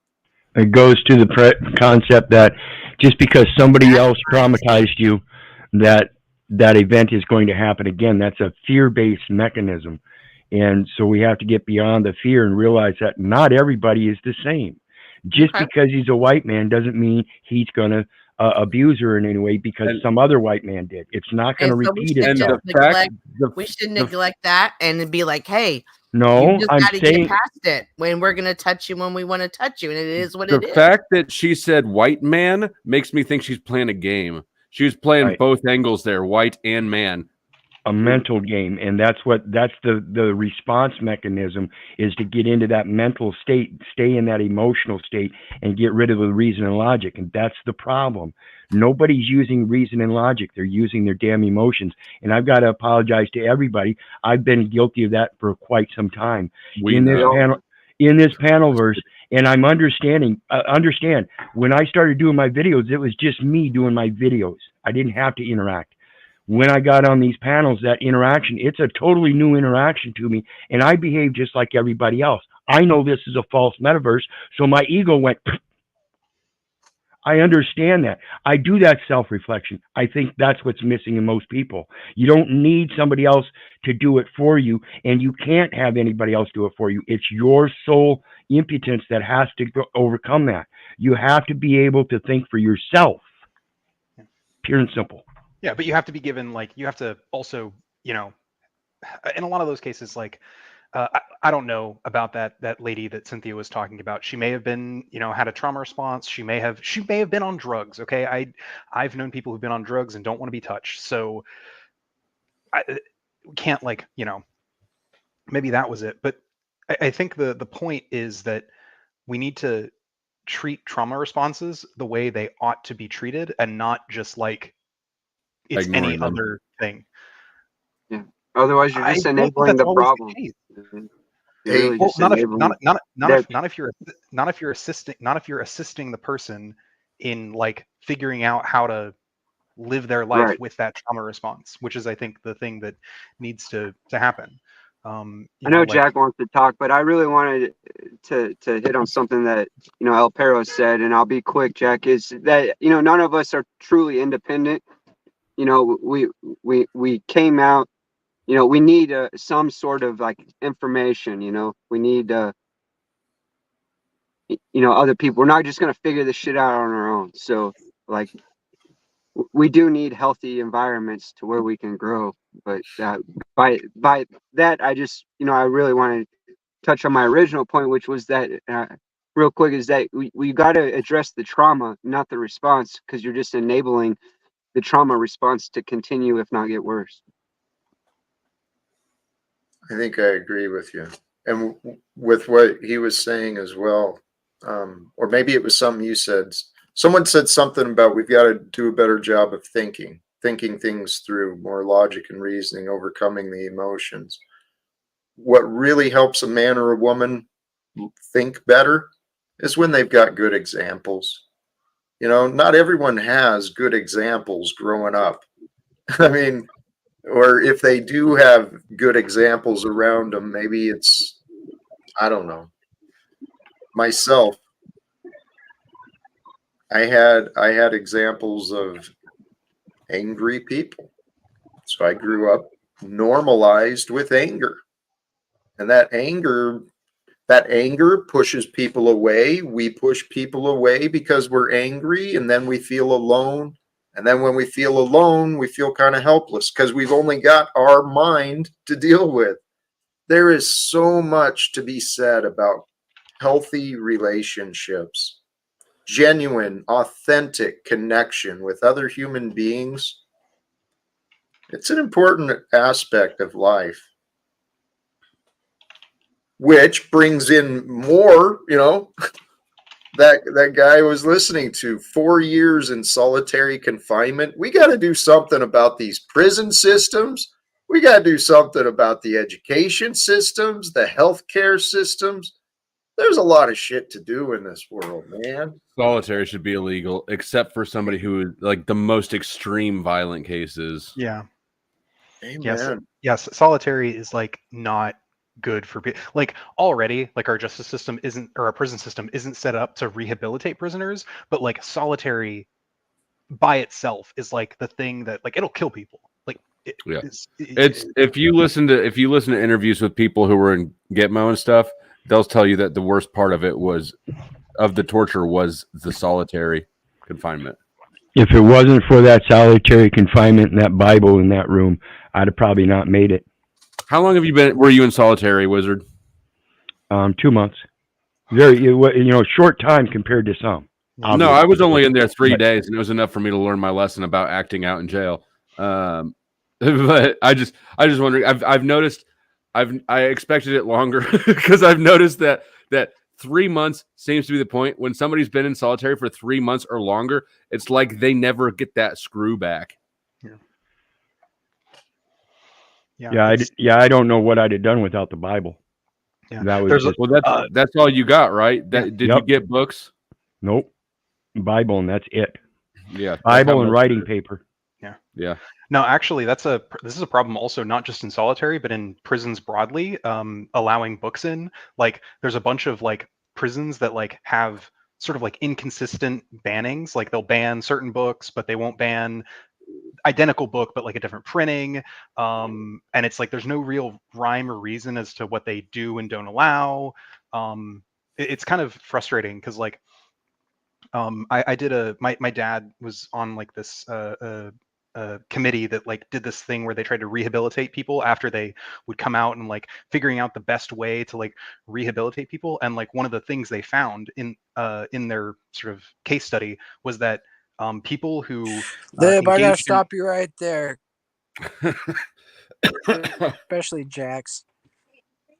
They're all falling asleep and Jack's not interested. Wanted to hear. No, I was listening. What did they find in the case study, Lib?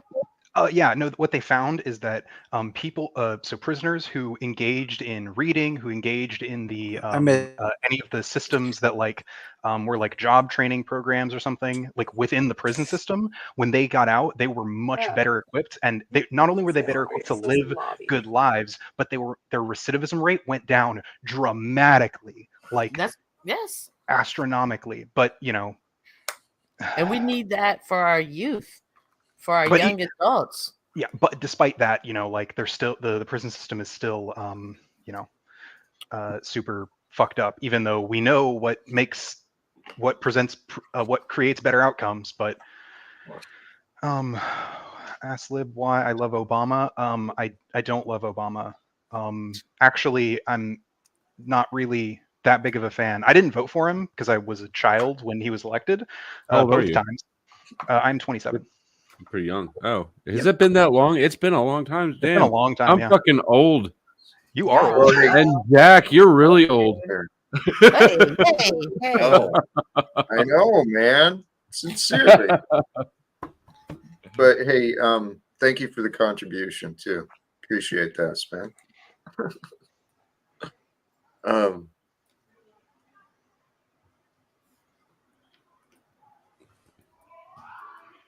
Tarek, welcome to you too. Hey Jack, how are you? Feeling good, brother. Are you dragging things around a U-Haul? What you got going on, Tarek? Sorry, give me like 30 seconds. I'll be home. 30 seconds. All right. Good deal. It's good to see at least one of us out here in the real world having an actual job or something. Hey. I did things today. I worked this morning, and then I took one of the people in my polycule to go to the DMV. Went to the library. Did you just say that word to me? Yes, I did.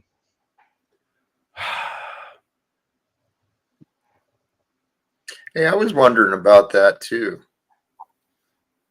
Well, no, never mind. I mean, you can. I'm polyamorous. Like I have I have a number of partners. What? I was thinking DMV. My mind went DMV. I don't. Jack, Oh. back in our day, we just called that promiscuous. Oh, I mean, No. I don't sleep with two of them. I'm only romantic with one of them. What? How many do you have? Look There's at me. Mitch. We're losing Mitch. As He's all many hopped as up he on that wants. rotisserie No. chicken. Shut up, Wizard. How many are you currently engaged in interacting with? Yeah, I have a girlfriend. I'd My like girlfriend to has a say fiance. thank you, ladies, and for Moose. joining this What presentation. is Thank you, wrong Wizard. with y'all? Moose is in that straight disruptive mode. What is Right. wrong with this? I don't You know. have a girlfriend and your girlfriend has a fiance? Yes, and then her Does the fiance, fiance know?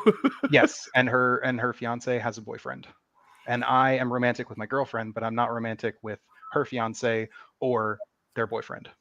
Now, do y'all all live Fair together? point. We do. How is that a good interaction? Is that Yeah. pretty Yeah. peaceful? Yeah, I actually really like it. It's really nice. It just you have more people to do things. So like when it comes to like household stuff, we split between 4 people. Bills are split between 4 people. It's yeah. Sounds like a monogamous, polygamous, and polyamorous relationship all around. Sounds like you got roommates. I have two roommates, No. and then I have a girlfriend.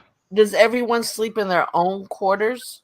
Yeah, we each have our own rooms, but we'll sleep in different Have beds. slumber parties? Yeah, slumber parties. Yeah. So does it ever happen where like if you're only sleeping with one person, does it ever happen where like you and somebody you're not sleeping with are like going to the same room at the same time?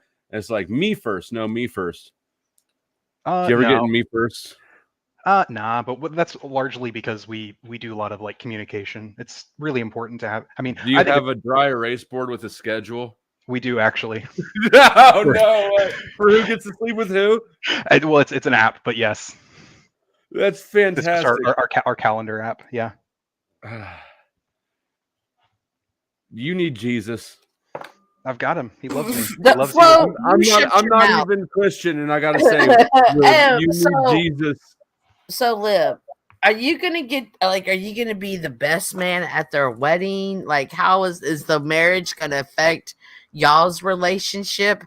Are you going on the honeymoon? The first How- and the best man. So they got Because he's going to go in first. Moose, you are in trouble today. My girlfriend, she got engaged before like we even met. She'd been engaged for a while. And so now that we're in a polyamorous relationship, what we've actually kind of semi-decided is actually because like marriage and stuff doesn't really accommodate this.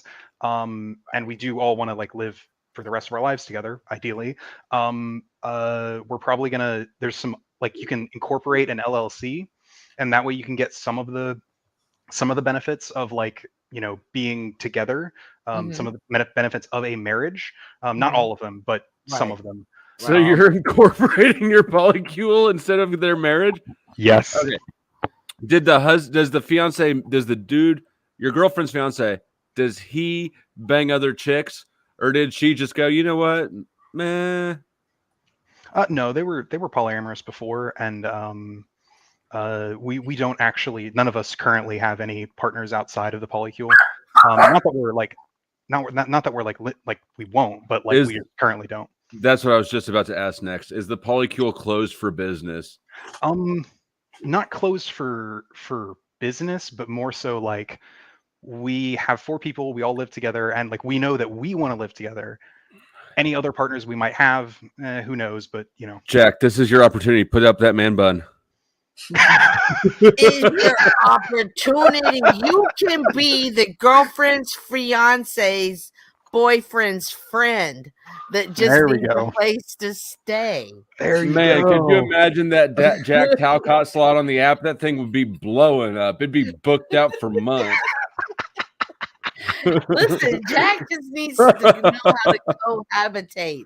And this is the beginning of your training. Jack, I can't think of a better way to shove off the Talcott adventure than to join the Yes. polycule. I know that you haven't been Yes. invited, but Holy as your cow. manager, Yes. And agent. And Tommy just reneged his spot, so you Right? are available to take other. There you go. That's right. the One door. Lord works in mysterious ways. Amen. Britt, Lib's like, wait. Yeah. no. he's like, whoa, whoa. I'm responding to Britt. He said, I thought Lib was jokingly retarded. No, I'm openly, like, knowingly retarded. I don't know if Britt hasn't just been listening. My brain smooth. All right. Got no Hey, you're in the wrinkles. right spot. Smooth brains. Smooth brains. Nah, And Leah, now we're gonna back turn to this into a Jack cult. Talcott. It's gonna be the best cult ever. Moose, how on a scale of 1 to half baked, how high are you today?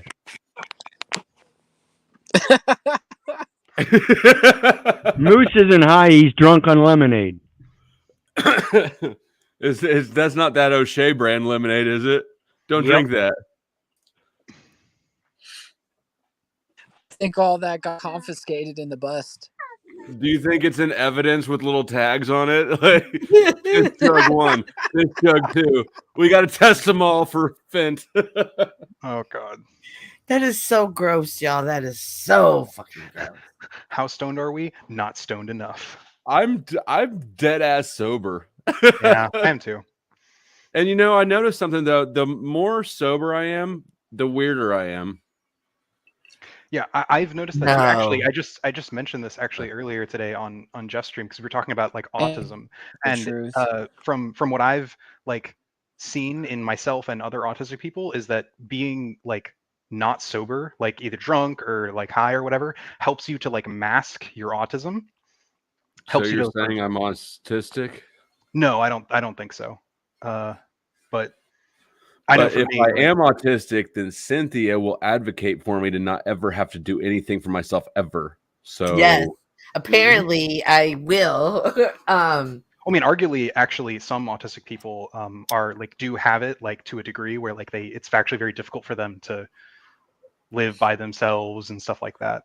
That is a thing. I we had some family friends who actually one of my cousins too is also like really autistic, and he still lives with his parents. He's like 40 something because he can't like function regularly in society because it's a developmental disorder, you know, and some people have it more than others, you know. You're the first person that's talked for 15 minutes and not gotten kicked out. I think Jack likes you. I've noticed something about this community. There's a lot of, if you're doing it to me, do it to him. And if you're doing it to them, do it to me. I've noticed a lot of that. because we're all children. True facts. What? Me and Lib are on a panel every day. Moose. Well, most days. I wish I could be on panels every day. I've been practicing my patience. How's It it going? Does it hurt yet? I'm sorry that I'm testing. I'm sorry that I'm testing your patience, Jack. It's I love you. just the pattern. It's the patterns of the life, man. Life is interesting. Life is really interesting. All these different relationships and all these different life stories, life paths. It's fascinating. Yeah. And also, I guess, you know, clarification. I don't think. Moose, your timing is pretty horrible, brother. I'm not sure if you got a lag or Yeah, what. you glitched out a little bit there, Moose. I didn't understand it.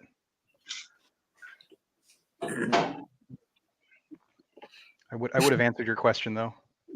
I'm sure it actually would have been a good question. Moose usually asks good questions. I said, what can we get done together? Oh, what do we like get? What do we get done together? I mean, like a lot of stuff. Like we usually go Costco shopping together. That's actually like our big thing is like we'll all pile in a car and take a big trip to Costco. You guys are already retired. How do y'all fit everything from Costco plus all four of y'all in the car? Well, my girlfriend has a bus. a RAV4, so it's like it's got a good chunk of room. And then the boyfriend, he's a bit of a tech bro, but he's got a Tesla, so those actually do have a little bit extra space. Oh, you're in a rich polycule. Yeah, y'all are a powerhouse. Okay, I see Jack. where we're going with this. Jack, pull the man Jack bun. I have somebody that needs Well, somebody. But Yeah. I mean, I Lib is agree. a communist, Look at and there's them. one. Look at If there's them. one thing, if there's one through thread with communists, it's they're all rich, which is why they have that opinion. Well, I wish we were rich. We don't own a house, though. We rent, so that's You limiting peasants. Yeah, I know. Hmm. Huh. What a great environment for people to heal in, huh? Lib? Yeah, actually. Why do it you think is. everybody needs to be healed, Cynthia? I'm trying to get Jack a secure, proper location. Jack does not need to be You go healed. with Jack it. is just fine as he is with all of his eccentricities. He probably needs a little more No. meat in his diet. But What y'all diet like, Lib? Do y'all eat meat? Are y'all vegetarians? Do y'all have a they're a garden? polycule. They eat meat. So actually, Well, we'll stock up on those Kirkland wieners. I'm sorry. I'm sorry, Flo. Please go ahead. 36 pack Lib. of Please grade shut A up. Is that hot what you? Actually, it's funny. So I'm not a vegetarian, but my girlfriend is a pescatarian, meaning she just eats like fish and fowl. And then her partner is also a pescatarian, though they have like a lot of like stomach issues. So even then, that's yeah. And then the boyfriend, he's like me. He's not a vegetarian. He eats meat too. He eats meat, and he's like a big foodie. He loves doing all of his cooking and stuff. I cook too, but I do more like I recently got into bread making and just baking in general. It's very fun. Okay. It's like doing science experiments. It's really cool. Tarek's looking extra Mr. Cleanish today. Oh yeah. Oh, thank you, Paul. Are you hitting on me now? Hell yeah. Oh yeah, no, it's good. I'm closer to actually hitting you than hitting on you, Tarek. It's all right. Oh. Hitting on me, it's fine. It's all cool. Why do you want to hit him? He's joking. Because Tarek has been frustrating the ever-living bejesus out of me. I don't think there's ever been anybody who I've blocked and unblocked and blocked and unblocked so rapidly. Because he's like the on number one YouTube simp since on Tarek here. this last week. He's simping and dimping and gimping, and I mean, It's he's because just like he Wow. he's well, it's not even the simping. He like it's like completely indiscriminate support. he's like a for 300 everybody pound all dude the time. who's on his knees when he comes on here and he's in the chat. What? But when he comes up on Already, panel, he's like already. way different. Okay. Wow. Tarek, have you been Yeah. intentionally doing this to people, or I think he might be a crazy maker. This is what I'm trying to figure out. He's either doing it on purpose or he's accidentally a crazy maker. Cynthia, I'm one of the nicest guys. I got a beautiful heart. I'm not even going. I don't mean all that. You know, there's just some things I I'm a stand really nice on. guy. This Right? isn't a Great. dating I'm a game, great guy. bro. Trust Jesus. wow? Can Hold y'all on, let him one second. finish? Like, jeez. Okay. I mean, I couldn't finish a word over Paul. So, Miss, give me 1 second. This is Jack's show. Do you know where you are right now? This is Jack's show, so don't tell me what to do. Well, I'm just saying, let us speak for 1 second. We're supposed to live without fear of being persecuted here, Tarek. What was the question? Don't play victim so Cynthia can advocate for you. So Oh my God. Cynthia's already my You know advocate. what? I never play I'm victim. gonna have to take care of all of y'all. I see. This is crazy. No, Wizard thinks that he's okay, but he's not. yeah, for sure. You're not.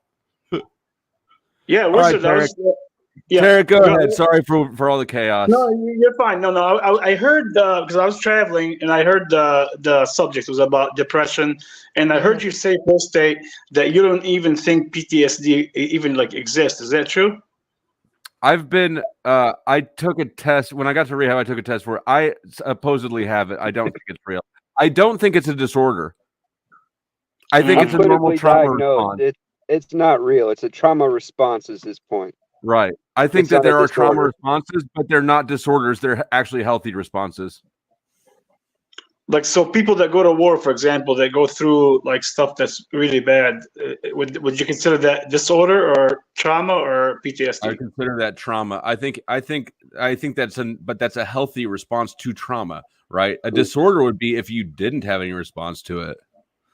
I think. I agree with that. Yeah, I agree with that.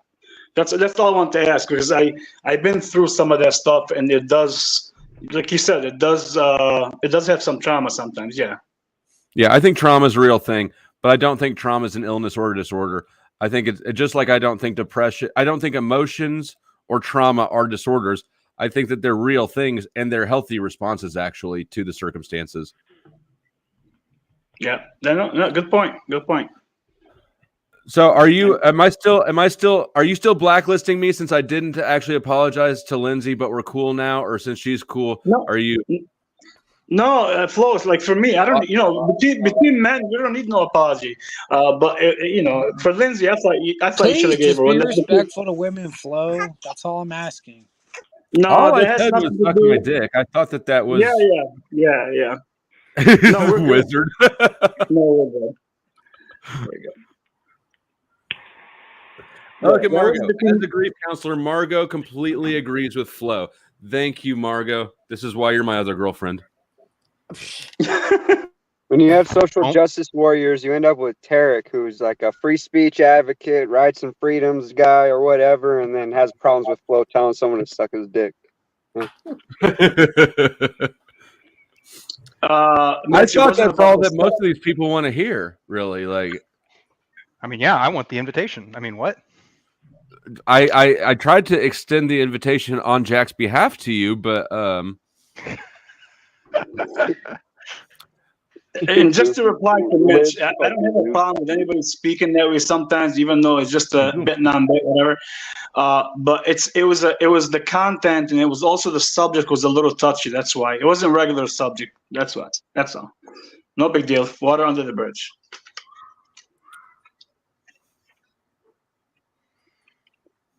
Mitch, apparently- I feel like your chicken is getting like you all hopped up. Like I feel like there's something bubbling down there at the bottom pane. Oh yeah, it's brewing. I'm trying to figure out how to direct it. Well, Mitch is always brewing something, bro. I thought you were in Southfield, Mitch. I was gonna meet you in Southfield because you make all these No, I'll be Southfields. in Southfield. I'll be in Southfield pretty soon. It's funny watching Wizard stroke nothing over there. So, Tarek, today the topic, we're going to get back on the topic. Sure. Who's got a baby? Give it back. Moose. Give it back, Moose. We What did got to you get get? back to the topic, folks. It's service to self or service to the world. When's the last time you To saw service, self-care. Moose? Moose self-services all the time. Got to keep the pipes clean, son. Yep. No, oh, It's like an I oil mean, he change. helps If you the don't community. change that oil, your mood gets all gunked up.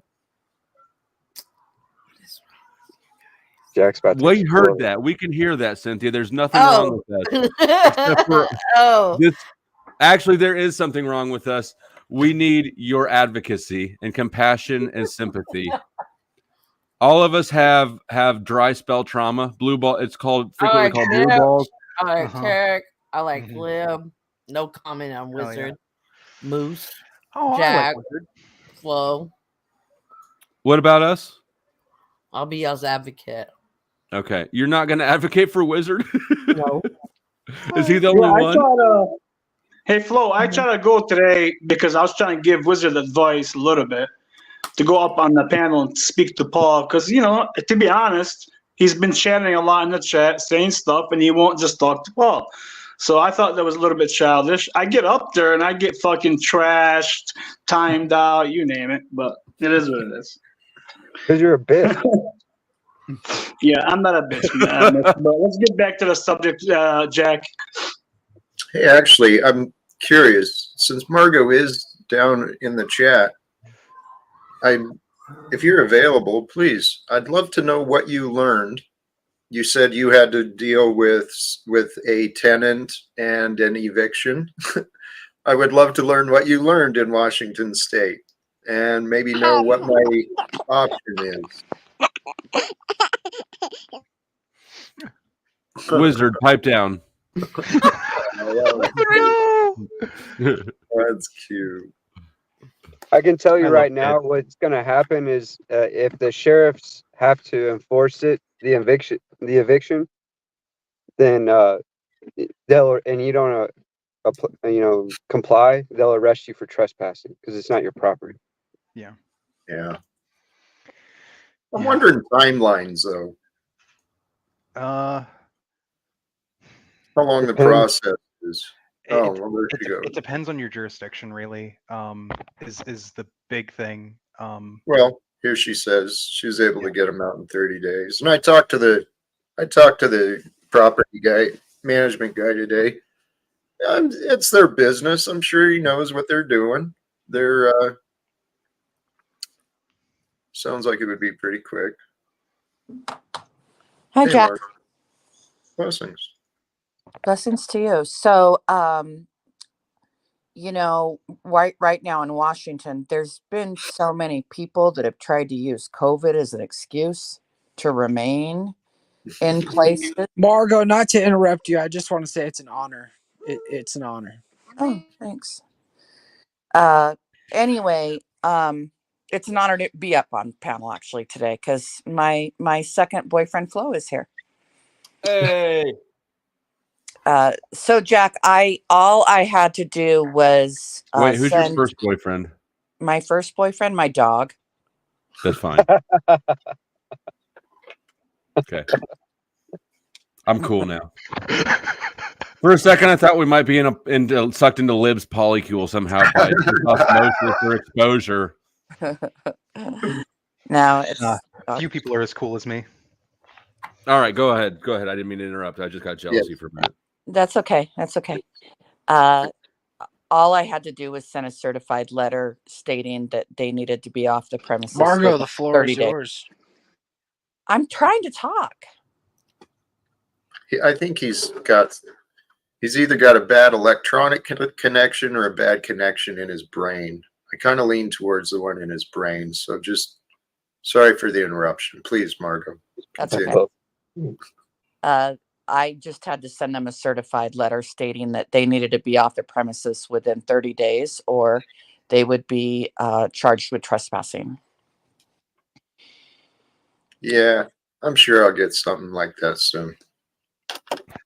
So I do actually have a question for Margo. If it might be relevant to your thing, Jack.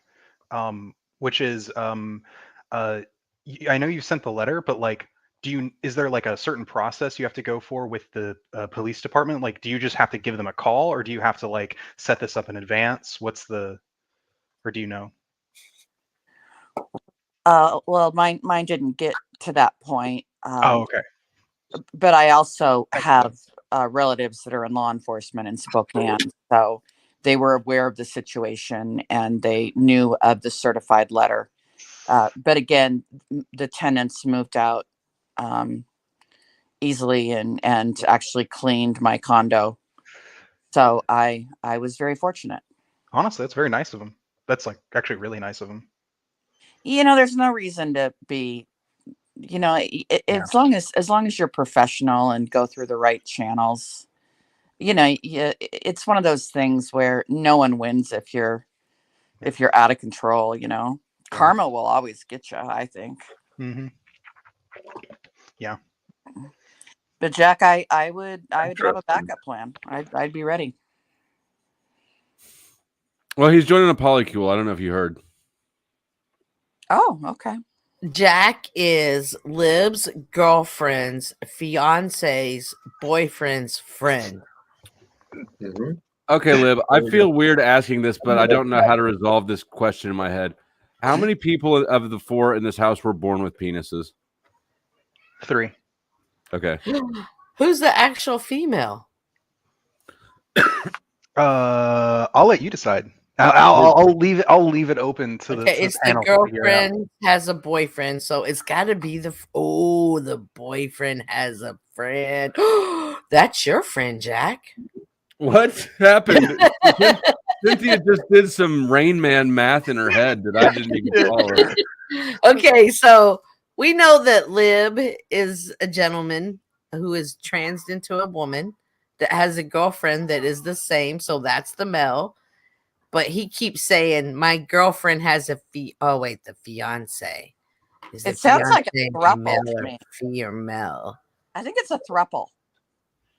And then No, not quite, because I'm only romantically involved with my girlfriend, and we're all each only romantically involved with one other person within the polycule, or one additional person. 'Cause it's like, except for your girlfriend who has a fiance Yeah. and a boyfriend.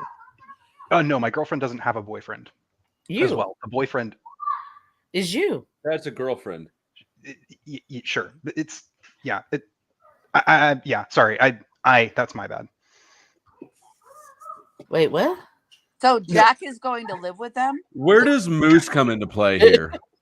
Moose is the sugar daddy. Okay, We're trying to get Jack a place. I'm the guy who owns the house. Yeah, Moose is our landlord. Actually, our landlords are very nice too. Are they? Never mind. I'll just stop. Is this in Spokane County? No. I live near Seattle.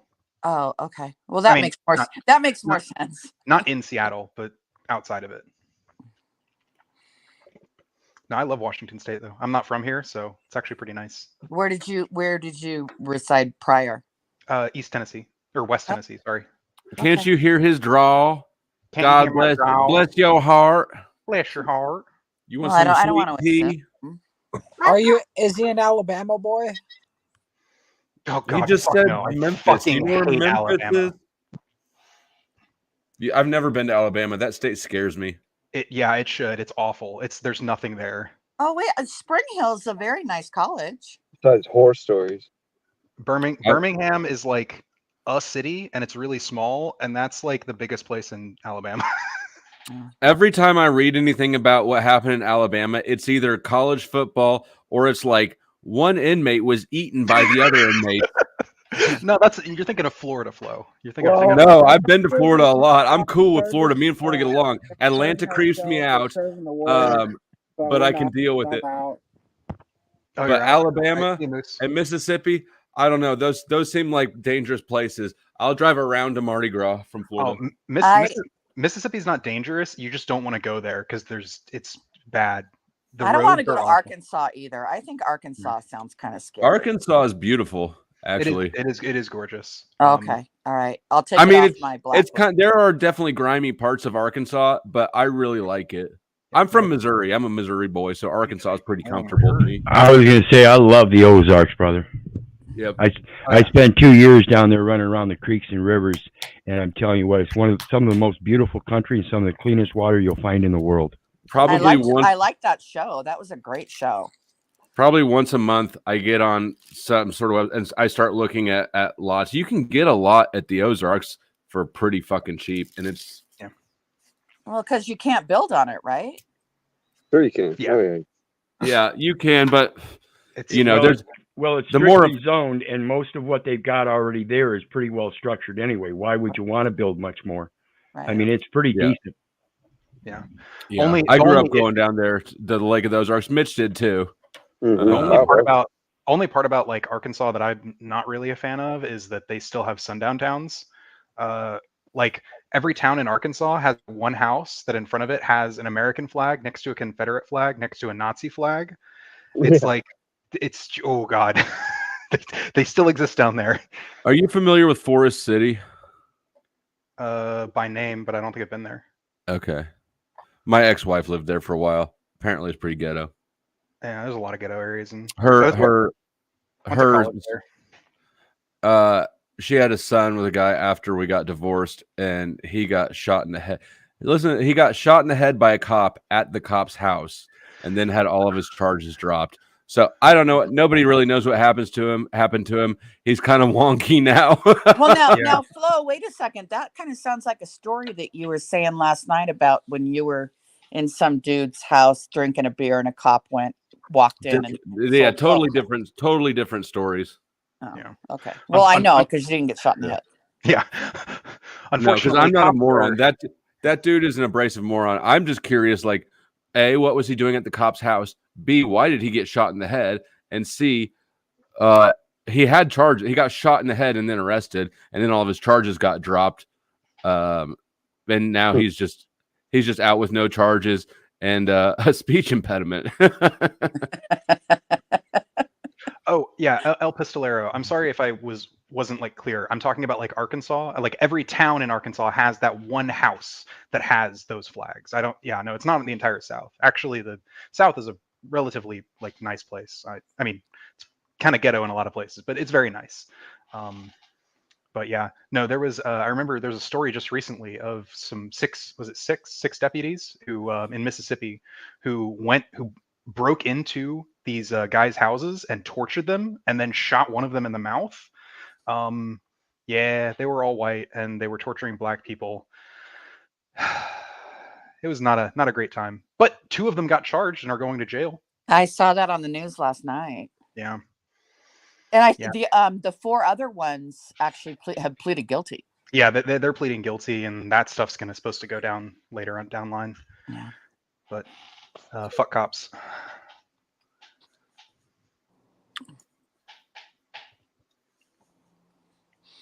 All right. Well, Jack, did you have any more questions before I jaunt? No, thank you. All right. You're welcome. Bye, everybody. Yeah, bye. Bye, Margo. She is a very pleasant person. I'm glad to have met her. Are you trying to provoke Jack? Lib obviously has no clue about me or what I'm doing. Seems apparent, at least. I don't want to assume, but about what? Jack and Margo have a tumultuous history. Oh, right, and it's quite clear. It's quite clear that what I'm hoping to do is not.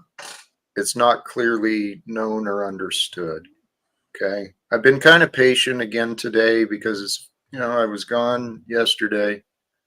I don't really want to host these panels just for chit chat and conversation. There's a lot of shit in this world and a lot of things that can be done.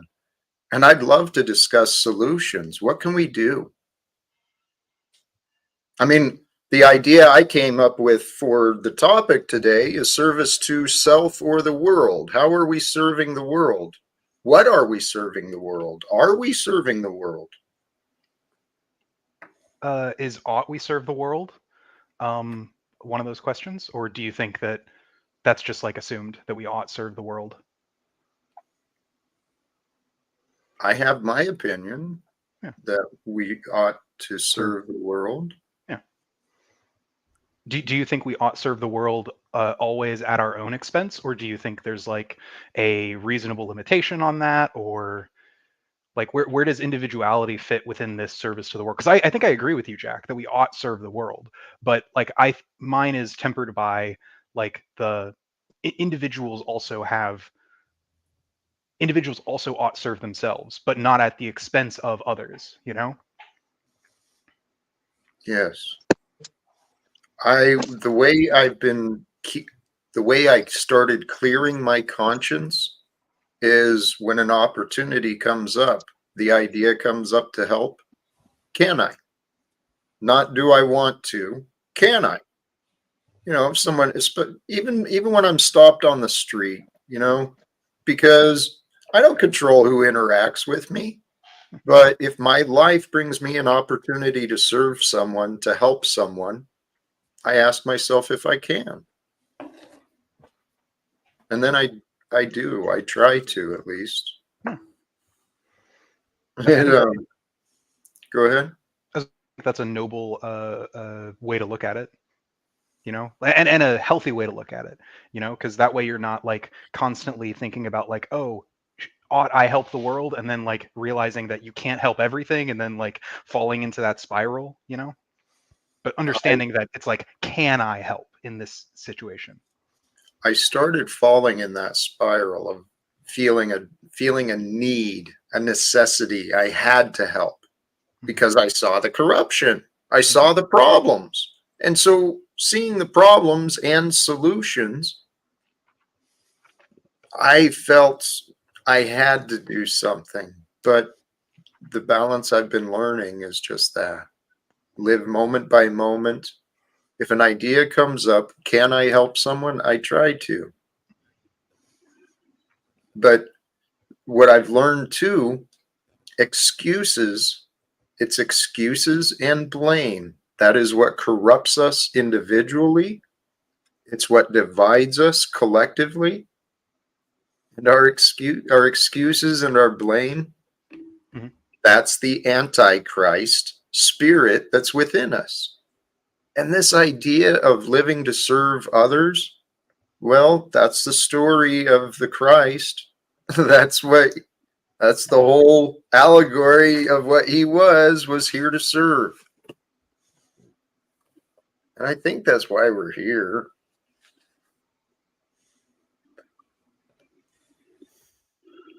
I believe we are here to serve the world. Offer our services to the world, because each of us has unique talents. Each of us has unique strengths, unique knowledge. We're here to share our light with the world. And it doesn't just have to be to the one who's got the purse, right? Doesn't just have to be to the one who can offer the greatest rewards to us. Yeah, no, I think that's a very human thing. That's why humans even built civilization, right? Because together, apes strong, Together we can do more than we can by ourselves. Right. Amen. Yeah. This is, it's a fine line. It's a fine line that I think we all have to learn about our individual strength. And what Mrs. Flo was saying, you got to get up. You got to dig in and do what you got to do. We've got to find our inner strength, but at the same time, I'm serious.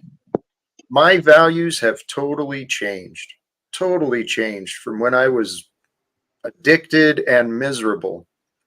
What I see as the most important, honestly, is this right here and now. Communication, connection with other human beings, other people like me. Because this world we're living in, it's corrupt. It is literal. There is literal insanity running this world. Yeah. There's insanity running that hoodie Mitch is wearing. It's a good look. It is. I like the tie-dye. Thank you. Yeah.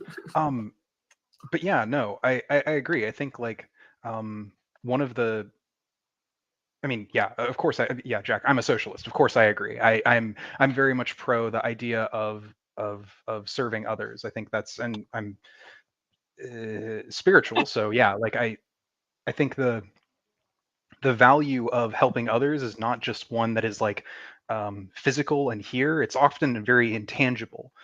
These connections, they aren't tangible things, but that doesn't make them any less important. In fact, connections with other people is probably one of the most important parts of being a human being. It's why solitary literally kills people. Being by yourself without people will tear your humanity away from you. Whereas being connected with others, interacting with others, being in community with others is the thing that frees, that liberates people. Yes. See, these we don't know what we've not learned, right? That's something that I keep reminding myself when dealing with others. Everyone is behaving as they've learned. We're all learning how to survive in this world. And the past few years in this life experience, my eyes have been open to a lot of the pains and sufferings that others are dealing with.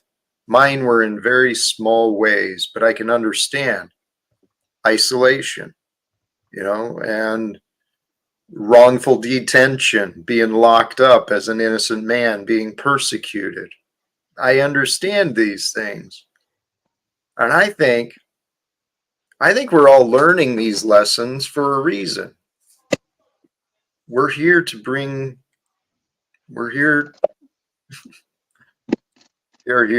a better world forward. That's what I trust and know.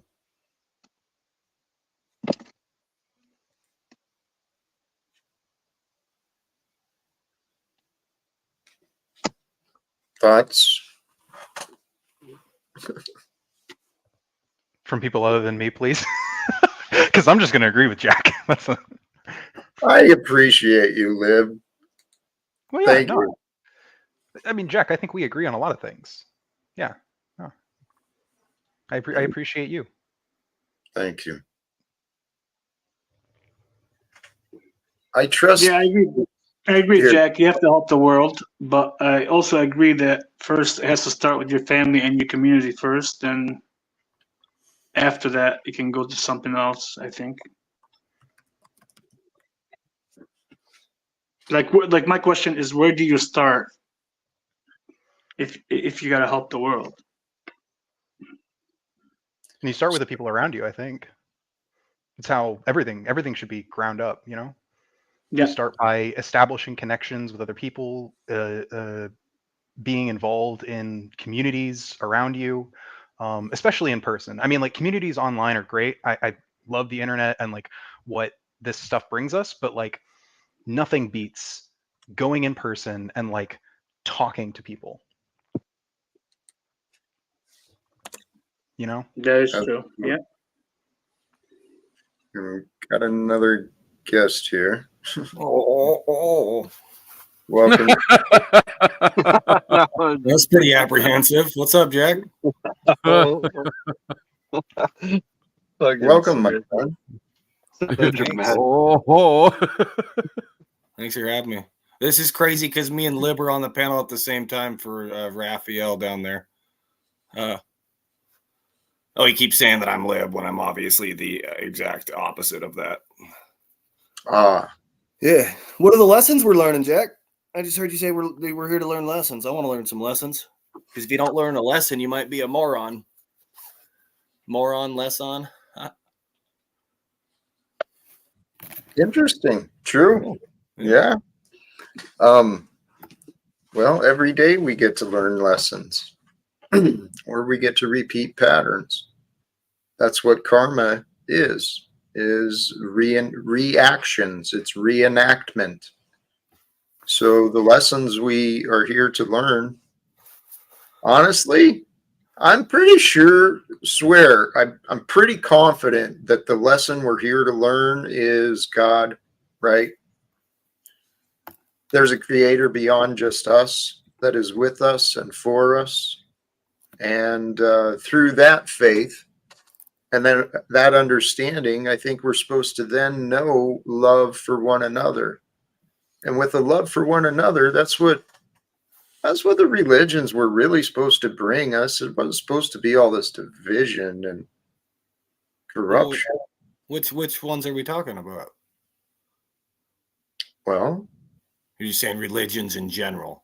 Religions in general, from many of the different ones, from Hinduism to Buddhism to even the proper understandings of Judaism and Christianity, even Muslim, there is peace within these religions, within the message. Even Muslims. So there's hope for Tarek. There's many There's ways hope for everybody. Yes, there is hope for us all. That's what the message really is. And I just have a hard time aligning with like Dalai Lama asked a little kid if he could suck. I don't know. It's not funny. He asked a little kid if he could suck his tongue. I have a hard time trying to reconcile that. I saw that. I understand the bizarreness. Yes, absolutely. We live in a very weird world. And what I think happens, honestly, when we allow ourselves to stray from the truth, from the divine truth. What is that? Well, when when we stray from the objective truth through our denial and our excuses, our blame, our mind becomes corrupted. And then I think God allows us to show ourselves to be quite foolish. Oh, yeah. This day should not come unless there's a great falling away. That is taking place if people can't tell. There's a sexy dude. I am the Buddha incarnate. Would you like to rub my belly, Mr. Talcott, for good luck?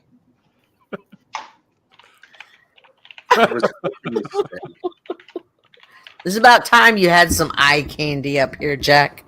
Oh, you know what? I gotta give it up to him. You know, He's a legend. He certainly has no. He certainly is not bashful at all, is he? Hey, look, I respect it. All right. The man's confident. He's an interesting character. And I try to convince myself there's a reason for all things. There's a reason for all these characters and my experience with them. Yeah, they're characters. I imagine playing a role. Do his coworkers know how he is, or does he sit at work quiet all day in his corner doing his work? And then one day one of them's gonna see him in his underwear. That is funny.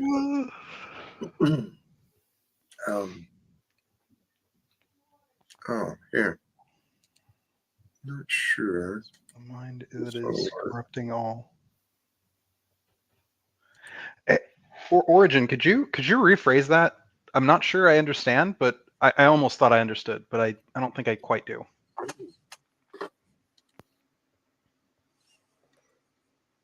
Your grammar was off a little bit.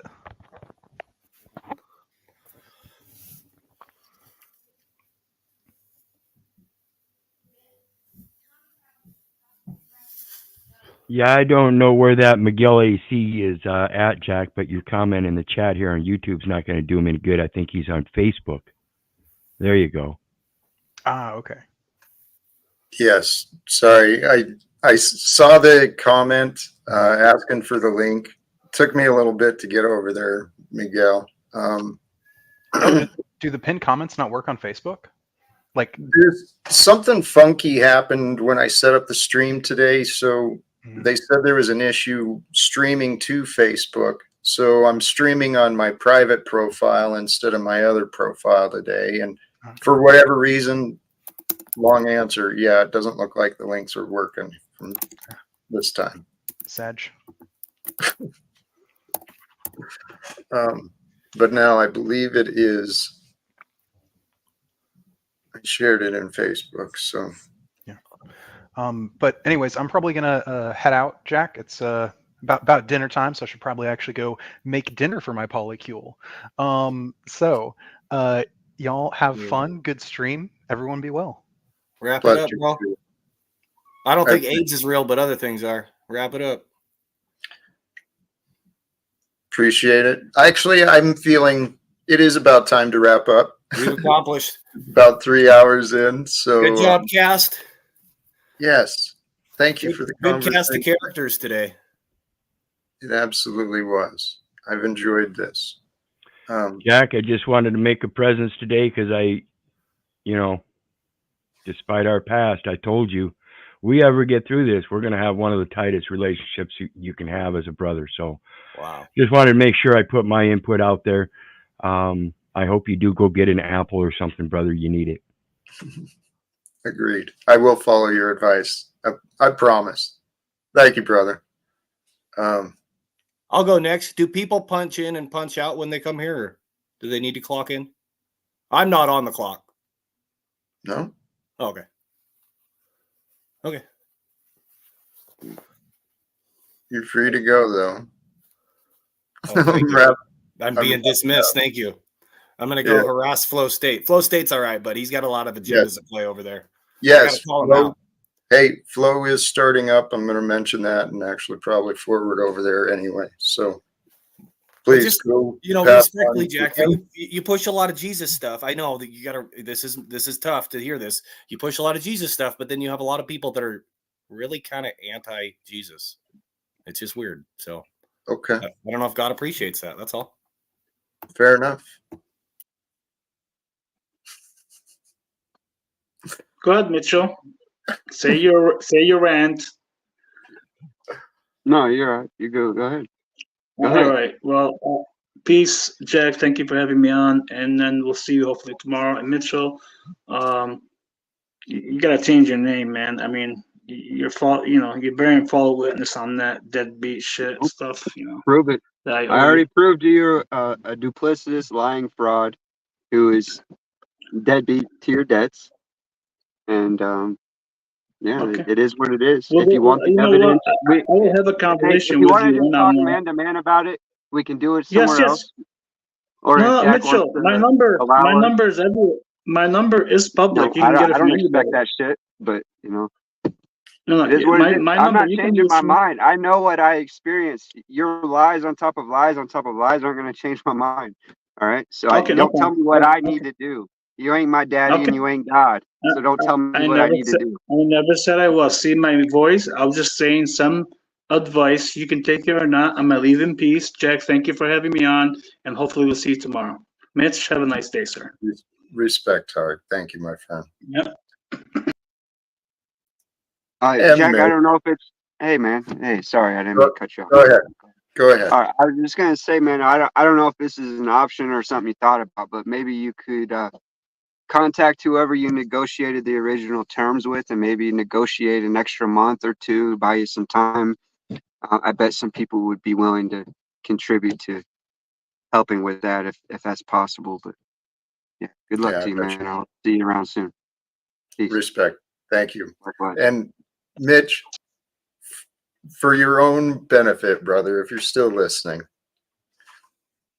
once a point is made, a point is made. And one who continues punishment, they're not really seeking justice now, are they? And punishment is what the world we've been born into. And brothers and sisters, we can move beyond the punishment when we move beyond the judgment, when we move beyond the division, when we move beyond the separations. Hey, you were trying to get in here for a while, my friend. How's it going?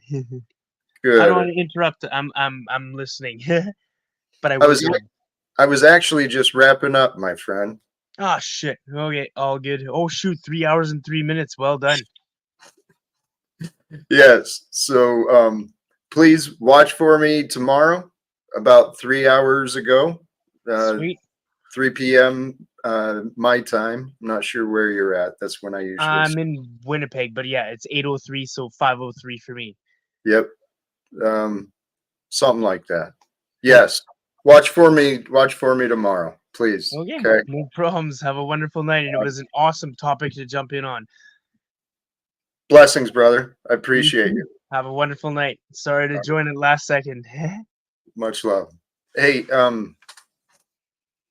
thank you sincerely to all who joined the panel, especially in my return, taking a day off. And yesterday was peculiar. Today is another day. Brothers and sisters, sincerely, you who join, you who share the encouragement, the support, the positivity, you rock. You really do. That's what the stream was really about. You may not always see the results of your kindness, but every bit of positive energy you contribute to the world makes it a better place for us all. I mean, sincerely, we don't get to interact with everyone every day.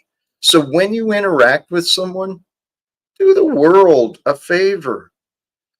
Offer yourself, right? The best of yourself, the goodness of you. Offer you, maybe I'd say what you'd want, but maybe you can do better than that.